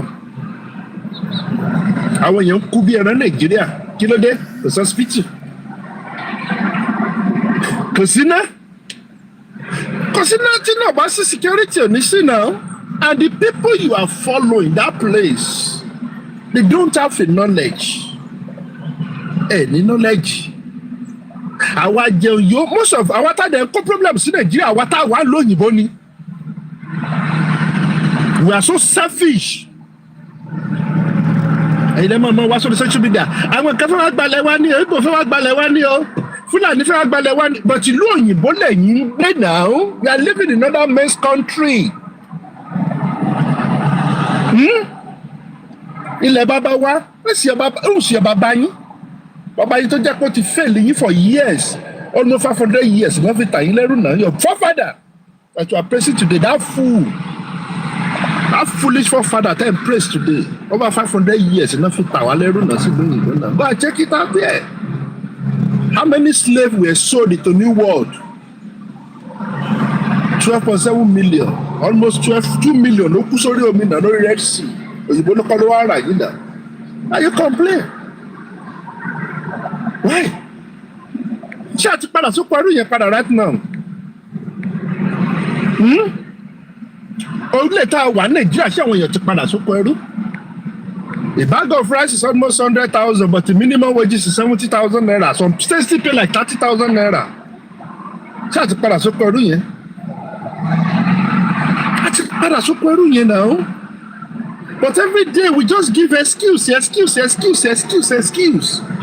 Mama ALUTA was said the video consider I watched the video very well. And tó wà ní fídíò tó sọ̀rọ̀ fídíò yẹn ṣe director of intelligence in Nigeria.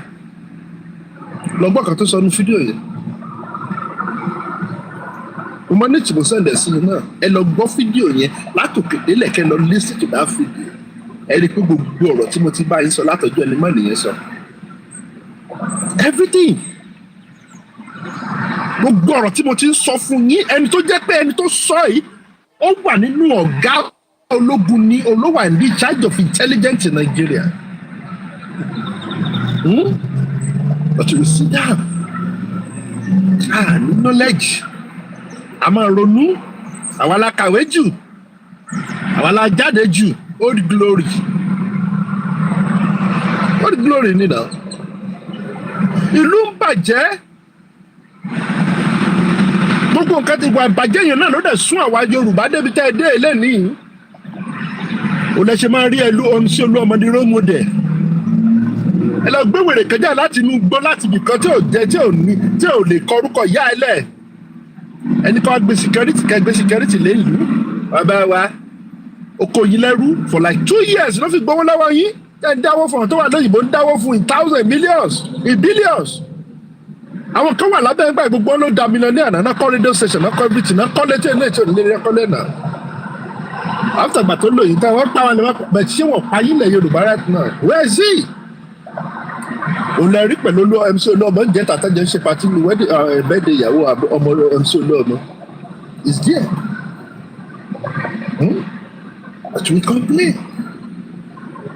Now, ọlọ́fẹ́ dá security. Ìbọn tó fẹ́ fi lọ fojú security yẹn. Tí ẹ bọ́ mọ́ bí tẹ́tí fẹ́ẹ̀lì o, báwo ni ìbọn tó fẹ́ lọ fi kojú bandits, báwo ni ìbọn yẹn ṣe wọ Nàìjíríà? Báwo ló ṣe gẹ́ẹ̀tì ìbọn tó fẹ́ lọ fi kojú bandits? Ta ló fọ́ǹdì yẹn, ta ló kó ìbọn yẹn fún? Báwo ló ṣe wọ Nàìjíríà? Níbo ló ti rí ìbọn yẹn?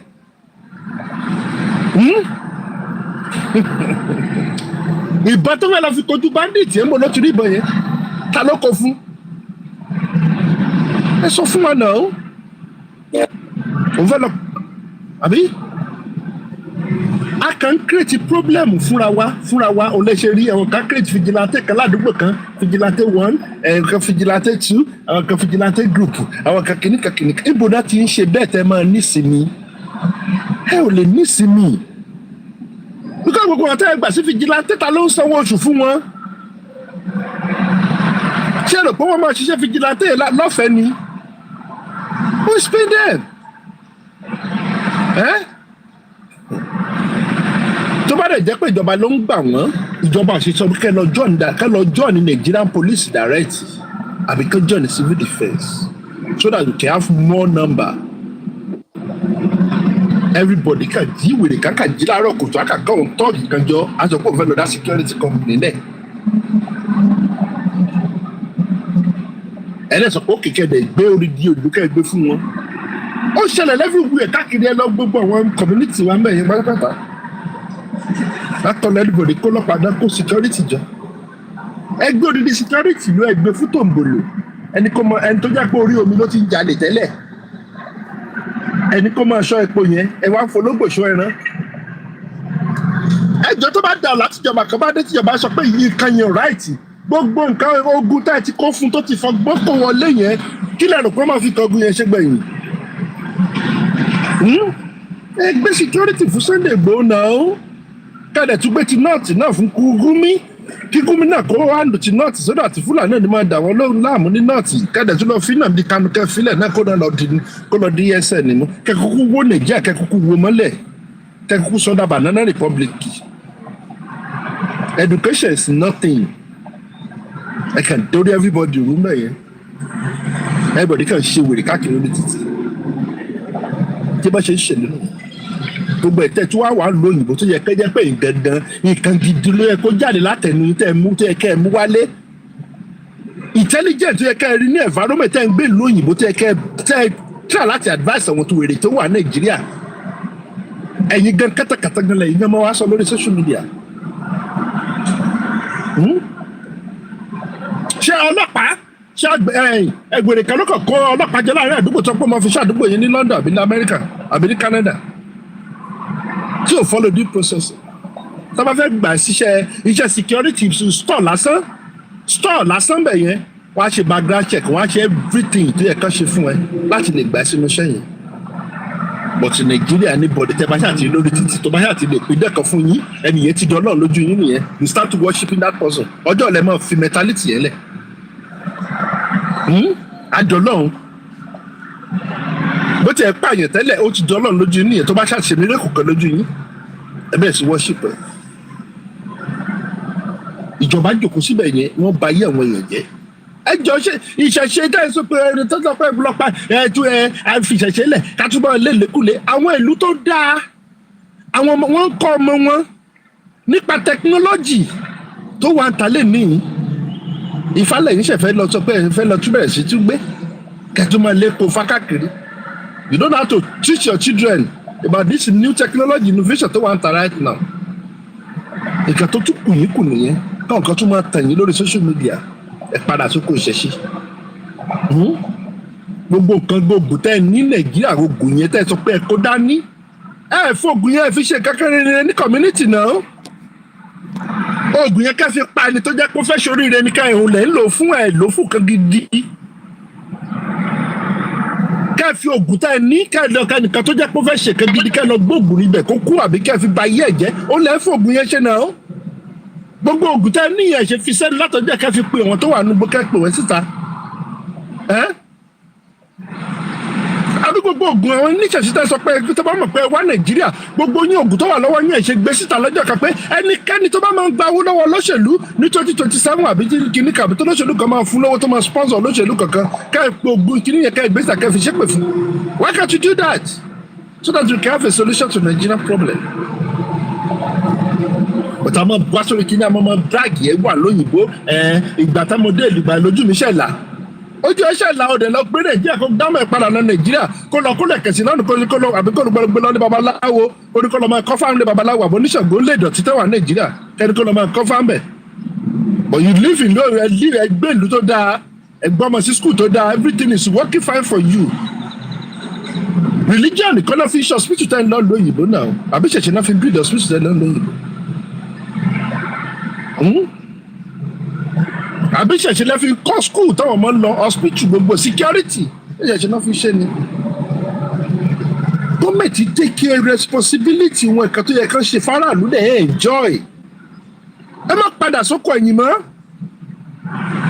Gbogbo àwọn tó gbé báìbù Nàìjíríà ìgbà tó ti dé lóyìnbó ẹlòmíì mú gbójú mi pásítọ̀ kan wà Nàìjíríà Deeper Life tó lọ ìlú òyìnbó tó dé Dubai báyìí ó mú gbójú ẹ mọ́ ìgbó ó mú ju ẹ mọ́ because ó ti mọ̀ káyé òṣèlú ní Nàìjíríà ìjọba ní òṣè kan tó yẹ ká ṣe ẹ fẹ́ travel from Ondo State to Lagos State ẹ ti gbúdọ̀ lọ́nà àwọn ọjọ́ mẹ́ta àbọ̀jọ́ mẹ́rin because you are coming to Lagos State ẹ dẹ̀ mọ̀ pé kò sájẹ̀ kankan ní anywhere ọ̀nà ni ò dáa kógun má bàa payín sọ́nà ìyàwó yẹn fẹ́ rọbí hospital lóyún sínú ẹ má má gbàdúrà ẹ mọ̀ pé kì í ṣe pé bóyá ìyàwó tó lóyún sí yẹn pé bóyá àjẹ́ ló fẹ́ bàjẹ́ àbí kò ṣe pé kò sí good facility tó jẹ́ pé ọmọ gbọ́ ọmọ lọ. Àwa máa ń mú gbogbo kan tó yẹ kí ìjọba ní responsibility of the government ẹ gọ́ọ̀mẹ̀ntì ṣe àwa máa ń gbogbo àmọ́ kó lórí ọlọ́run náà máa kó lórí kíní kan ẹ̀yìn kan tún débẹ̀ tún divert attention ara yín ẹ̀ tún kó gbogbo ṣé Nàìjíríà ṣe bẹ̀rẹ̀ lẹ́nu ni Nàìjíríà ṣe bẹ̀rẹ̀ náà we live together before mo lọ sí ní gbogbo àdé àti gbogbo iṣẹ́ àdé orílẹ̀-èdè ṣáà ń dàrú káàkiri wọ́n máa lóta àwọn ọ̀gá mi tí wọ́n sọ̀rọ̀ jọ.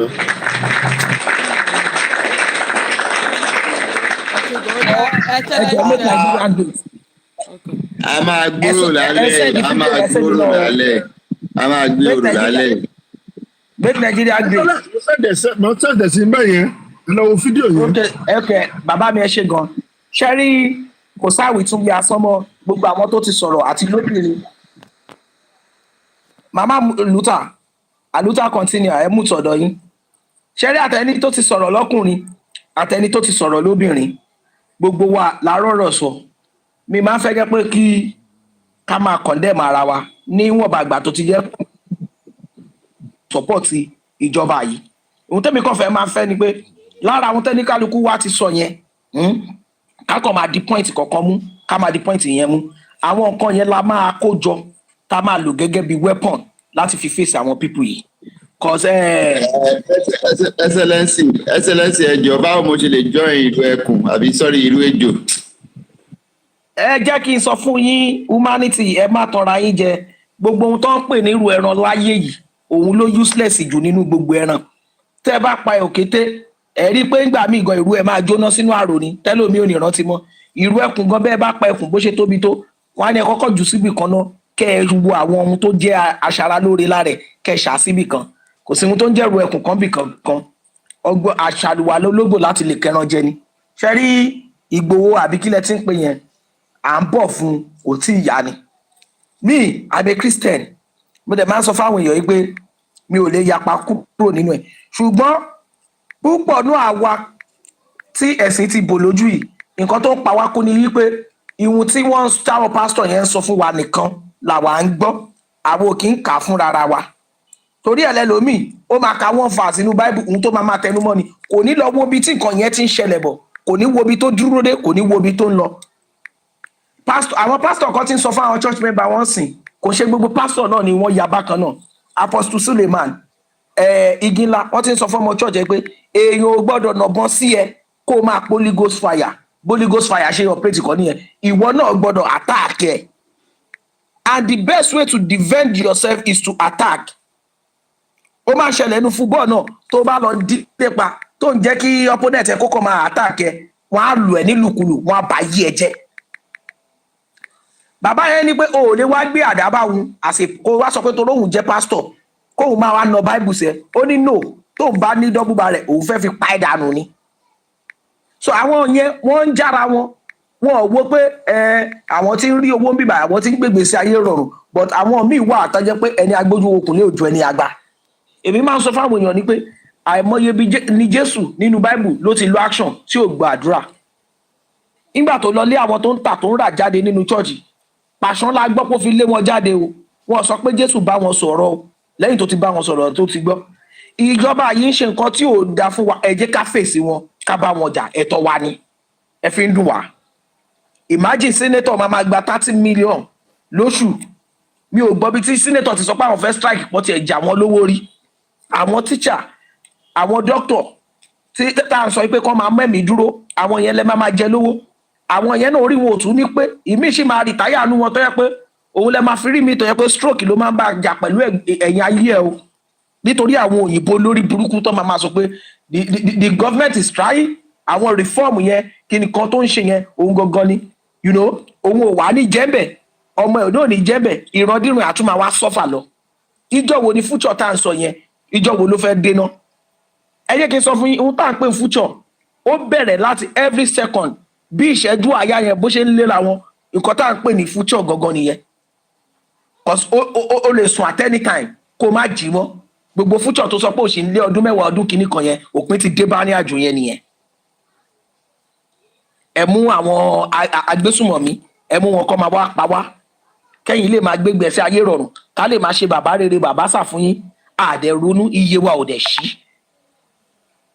nígbà tó ń pa wọ́n lókè ọya àsọpọ̀ òkè ọya ló ti ń pa wọ́n kò kàn wá àwádé ń sọ fún gbà ẹgbà ẹ má jẹ́ ká máa sọ̀rọ̀ báyìí kíní ìyá kàn wá mo sì máa ń sọ̀rọ̀ ọ̀la woman kan sọ fún mi nígbà ayé Jonathan yìí pé Jonathan yìí ó dẹ̀ da ọ kéèyàn sì filẹ̀ ọ pé kíní kan but ihun tó fi ta Jonathan fún mi nígbà yẹn ni ò jẹ́ kí n support ẹ̀ ó fi ẹ̀sìn ta fún mi I'm a Christian náà ni woman yẹn but ká ló sọ fún mi pé nítorí pé ó jù mí lọ ó dẹ̀ ní experience jù mí lọ àwọn ayé àwọn Buhari nígbà yẹn ó ṣojú ẹ̀ àwọn nǹkan yẹn ló yẹ kó fi bá mi sọ̀rọ̀ gbà Buhari yóò ṣèyàn dáadáa ó ti kọ́kọ́ sọ̀rọ̀ yẹn lọ but nígbà tó wáyá lónìí ẹ tiẹ̀ jẹ́ kí kírísítẹ́nì náà ṣe ná Muslim ti ń ṣe láti jọjọ ẹ̀ èmi ò dẹ̀ níbẹ̀ support pé kó máa bá mi gbé ọ̀rọ̀ ẹ̀sìn wa tí Muslim bá ṣe tó ṣe dáadáa ẹ gbé síbẹ̀ kírísítẹ́nì tó máa ṣe dáadáa ẹ gbé síbẹ̀ oníṣẹ̀ṣe tó máa ṣe dáadáa ẹ gbé síbẹ̀ tó o bá fẹ́ jẹ́ káwọn èèyàn gba ẹ̀sìn nǹkan tó ń ṣe ìwà sí ẹ lọ́mọ àwò pé ẹ wo bí lágbájá yẹn ṣe ń ṣe ṣé inú ẹ̀sìn wọn lọ ti ń kọ́ wọn nínú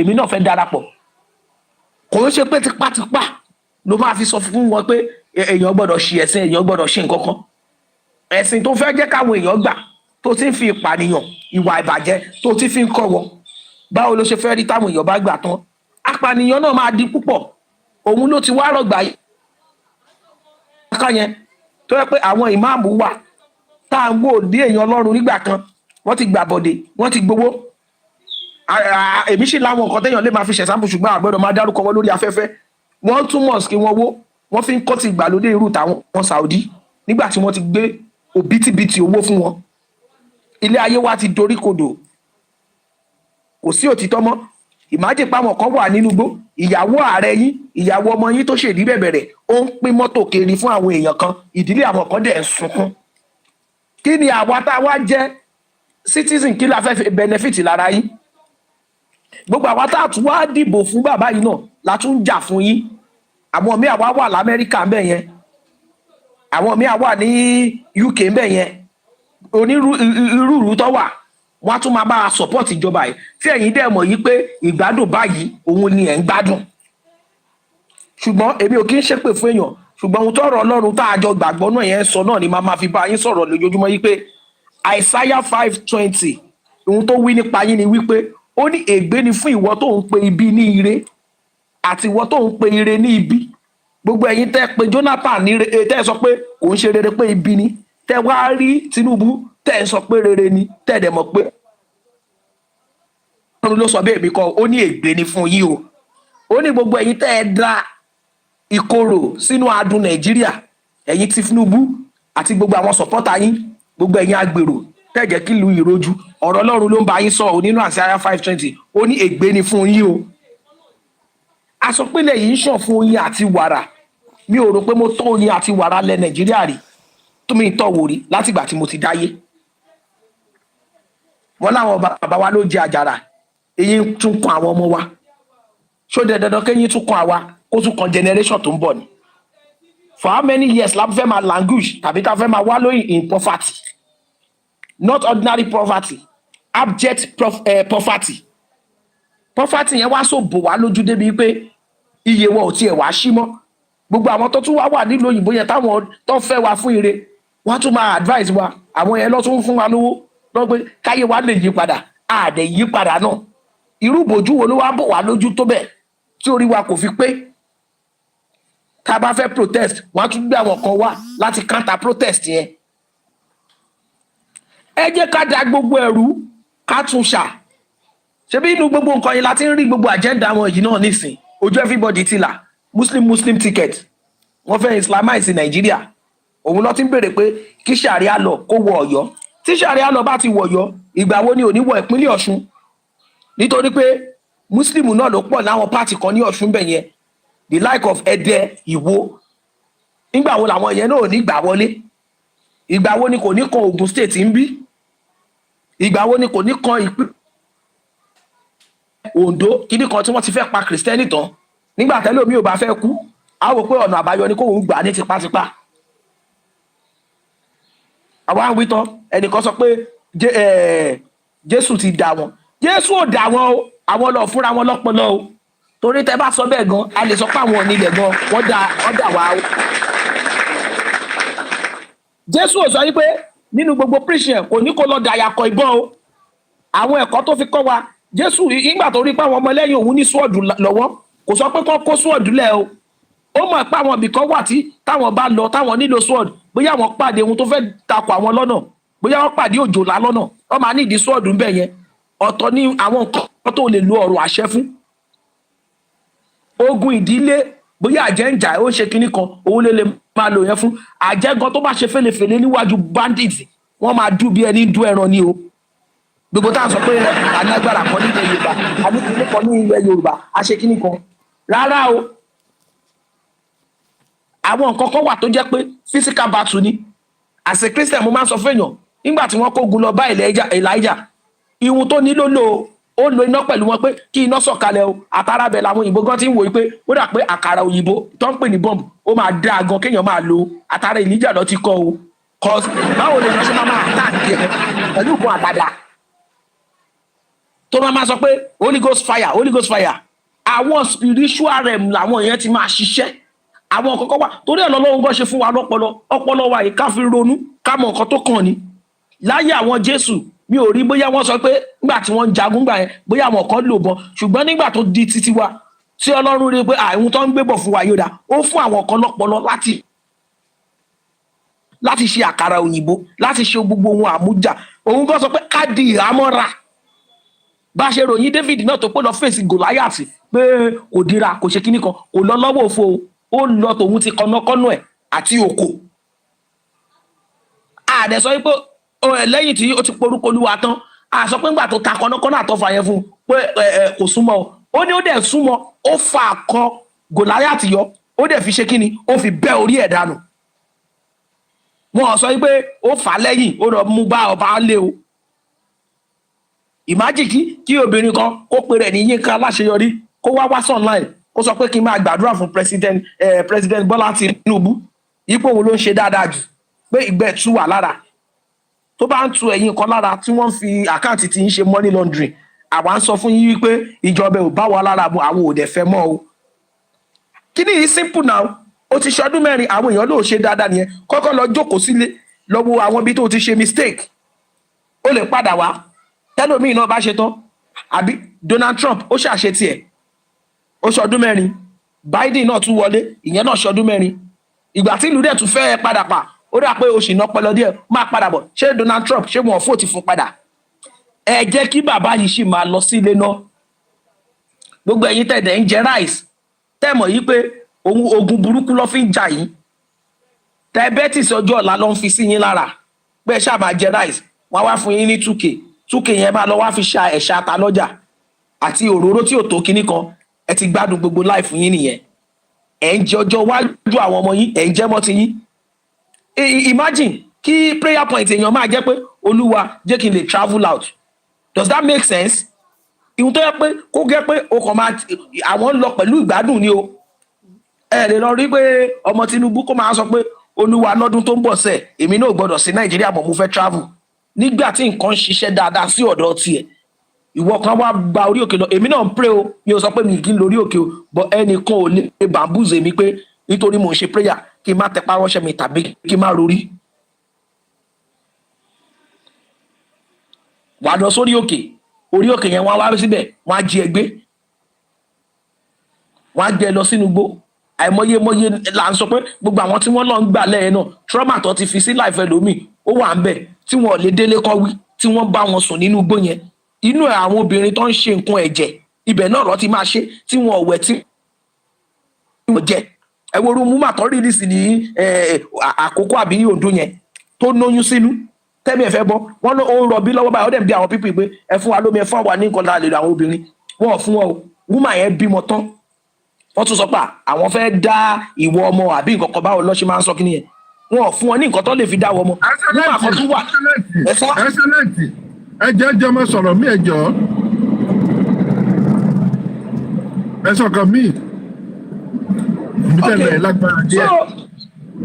ẹ̀yin náà nípa àníyàn lágbára kò ń ṣe nǹkan téèyàn gbọ́dọ̀ máa sọ síta ẹ bá mọ̀ pé mi náà mò ń fọ́lọ̀ bó bá a ṣe wá ń rí gbogbo àwọn nǹkan yìí àmọ́ bóyá àwọn èèyàn tó kù bóyá tí wọ́n ti di ojú wọn ti fọ́ nítorí rice ẹ wá ń gba ọjọ́ ọ̀la ẹ̀ ń ta ògo yín nítorí rice ìmí inú yín kẹ̀dẹ̀rẹ̀ tẹ bá tọrọ owó lọ́wọ́ àwọn aráàta wọ́n lè fún yín ní mọ̀dà iye tẹ́ gbà lórí rice yẹn bọ̀ tọ́ bá tún bá yín sọ náà pé ibi ìbàyín ni kẹ́ ẹ kọjú sí kò sọ náà bẹ́ẹ̀ yẹn ẹ tún máa ketí kún ni àwọn ẹlòmíì lọ ń fa ibi sórí ara wọn náà káwọn ò ní jẹyàn tí wọn tún ní padà jẹ́ kọ́mọ wọn jẹyàn nítorí pé wọ́n support ibi àwọn tó support ibi nínú ọ̀rọ̀ Ọlọ́run tá a máa jọ ń gbé kiri náà ẹ wo nǹkan tí wọ́n fà sínú ilé wọn àti nǹkan tó fà sínú ilé ara wọn irú àwọn nǹkan báyìí náà ni àwọn tó wà advice yìí kíní gbogbo àwọn tó support Tinubu tó wà advice yẹn irú ẹ̀ làwọn tó wà pẹ̀lú Sọ́ọ̀lù náà ṣe ń gbà yẹn tó bá ti ṣe nǹkan bàjẹ́ tí wọn ò ní lè sọ fún táyé gbogbo wọn wá fi bàjẹ́ pátápátá mo gbà ládùúrà pé ayé wa ò ní bàjẹ́ o gbogbo àwa tí iye wa dẹ̀ ti ṣí iye wa ò ní rà ìhun táwa máa sọ fáwọn èèyàn ni pé tí revolution bá ti take place before election ẹ gbìyànjú kẹ́ ẹ gba PVC yìí cause another alternative ta tún nìyẹn kẹ́ ẹ vote máa yẹ out ibi àtàbá wá vote ẹ̀ out tó bá wá ń ṣàgídí pé òun ò ní fi bẹ̀ yẹn lẹ̀ ẹ jẹ́ ká wá jáde tán yí pé àti wọ àti ìrún ẹ àfẹ́yìn nílẹ̀ yìí mọ́ ibi tẹ́gùn ẹ ti ṣẹ́yọ kó padà síbẹ̀ Mama Aluta ẹ kúṣẹ́ make Nigeria great God bless you Zimbabwe Ottoman humanity gbogbo àwa tá à ń jà fún ìlú yìí tá à ń fẹ́ kó dára tá à dẹ̀ fẹ́ ọjọ́ rere ọjọ́ iwájú tó dáa fún àwa àtàwọn ọmọ wa àti ọmọ ọmọ wa tó ń bọ̀ ọlọ́run á jẹ́ kó dára fún wa àwa tí a jà fún àwa náà á tán àdùbẹ̀wò gbogbo ẹ̀yin tẹ̀dẹ̀ wà lókè òkun nígbà tẹ́ bá máa padà sílé ohun gbogbo á ti di rọrùn ẹ ní kó èrè oko yín tẹ́ kó wá sí ìlú tí bandit ti máa gbà lásìkò yìí lágbára ọlọ́run àbọ̀ ọlọ́run á dájú lórí gbogbo wa ẹ ṣé God bless you God bless Nigeria and God bless my what's it called God bless my home God bless my state. God bless Mr. President sọ yẹn o. ẹ ṣe. èpè ni mò ń ṣe fún rárá mi yẹn tí a mọ̀ pé àwọn kankan wà tó pé èèyàn ló ń fa èpè fúnra ẹ̀ èèyàn tó ń ṣiṣẹ́ ibi tó wá ń gbàdúrà fún ẹjọ́ ń kó èpè yẹn mọ́ra nì ẹ má sọ bẹ́ẹ̀ mọ́ o bàbá àlùtà bóyá Donald Trump dẹ̀ lẹ́fẹ́ sọ tàbí president Burkina Faso Traoré tàbí ti ìlú àwọn ẹ̀gbọ́n Ottoman bóyá president wọn Germany àbí kí làwọn ń lò ń bẹ̀ bóyá àwọn yẹn lẹ́fẹ́ sọ àwọn tó ń ṣe dáadáa tẹ́ ẹ bá súre fún wọn ìrè á mọ́ wọn even kankan má súre fún wọn ìrè máa mọ́ ṣùgbọ́n ní í ṣe bí tẹ́yìn tún ṣe gíní ẹ̀sùn koná èpè mọ́ èèyàn náà tún wá ń forí ara ẹ̀ gba èpè nìyẹn ẹ má yẹ ká ṣe bẹ́ẹ̀ mọ́ o ẹ má di yín ká láṣẹ tẹ́ o ọlọ́run á wà pẹ̀lú yín o ALUTA continue. ẹ ṣé gan brother mi God bless you ẹ ṣé gan ẹ jẹ́ pàtẹ́wọ́ fún yín you are so good.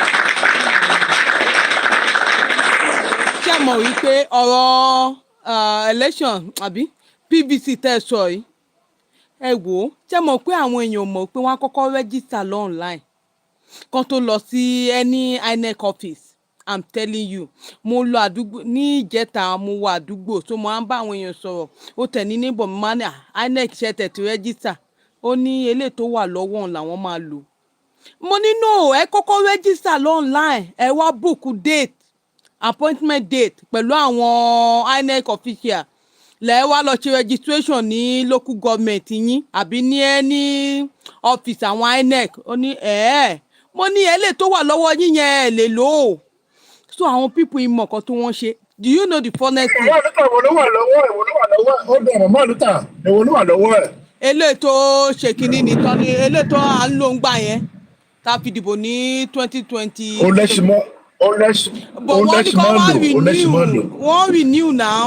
irọ́ wọn ò rí update mọ́ wọ́n ti cancel ẹ̀. ṣé wọ́n ti cancel ẹ̀. wọ́n ti cancel ẹ̀. new one wọ́n tó bá ti gba PVC rí. wọ́n fẹ́ ṣe tẹ́lẹ̀ ìbọn wọn validate ẹ̀ mọ́ wọ́n ti stop ẹ̀. àwọn tó ń ṣe lọ́wọ́lọ́wọ́ báyìí wọ́n tó bá fẹ́ transfer kí lorúkọ ẹ̀ PVC ẹ̀ àti wọ́n tó bá fẹ́ ṣe the new registration náà ṣe lọ́wọ́lọ́wọ́. ibùdó eléyìí tó ń ṣe lọ́wọ́lọ́wọ́ ẹ̀ báyìí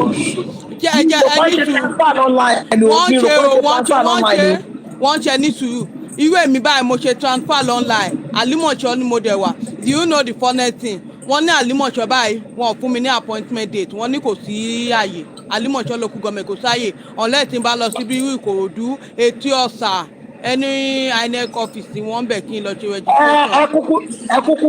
sórí màmá ALUTA ìwọ gan bó ṣe wà ẹ ò rẹ́dì láti dìbò gan. lọ ṣe ní state yẹn. irọ́ mi lè lọ́ọ́ ló ṣètò màá ti torí kíni I want to vote here in Lagos lọ torí election máa lọ. ALUTA ṣé kò lè gbé ni. Èkó mo wà náà. ẹ serious. Èkó lọ́wọ́ yorùbá blood lọ́wọ́ ni. irọ́ ọmọ òbí Oǹdó sẹ́dọ̀ Oǹdó ọ̀dọ̀ bàbá lọ́wọ́ ni. ọmọ Oǹdó ni wọ́n bọ̀ tí kò lọ́fẹ́ wọ́n sí. màmá ALUTA ó jẹ́ máa bọ̀ nílé ẹ lọ́jọ́ election. káàbọ̀ ní àlékò. ó jẹ́ máa bọ̀ nílé ẹ. màá mẹ́sẹ̀gì.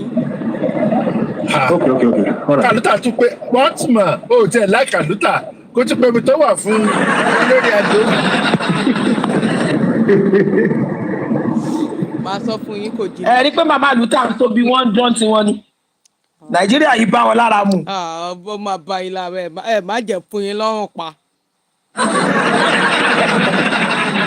mo ti rẹ́jísítà wọ́n tẹ̀ ti fún mi bọ̀ láti fún kíní báyìí mi wọ́n ní wọ́n fún mi lápọ̀ntmẹ̀ wọ́n ní kò sáyè ní àlímọ̀ṣọ́ pé kò sí time kó tó wà feed up mo dẹ̀ ti gba. èmi gan mo fẹ́ ṣe transfer. ẹ ṣe kò pẹ́ ẹ ṣe kò pẹ́ instantly ni kò pẹ́ bọ̀ wá kó appointment wá kú ibètè mú o àlímọ̀ṣọ́ kò sí àyè fún àlímọ̀ṣọ́ báyìí ọ̀lẹ́ta bá lọ sí ọ̀dà local government màá kíní báyìí màá máa lọ Ìkòròdú mo dẹ̀ fẹ́ change mi dẹ̀lé Oǹdó state ẹ̀rù ń bà mí ìwọ mọ́tò.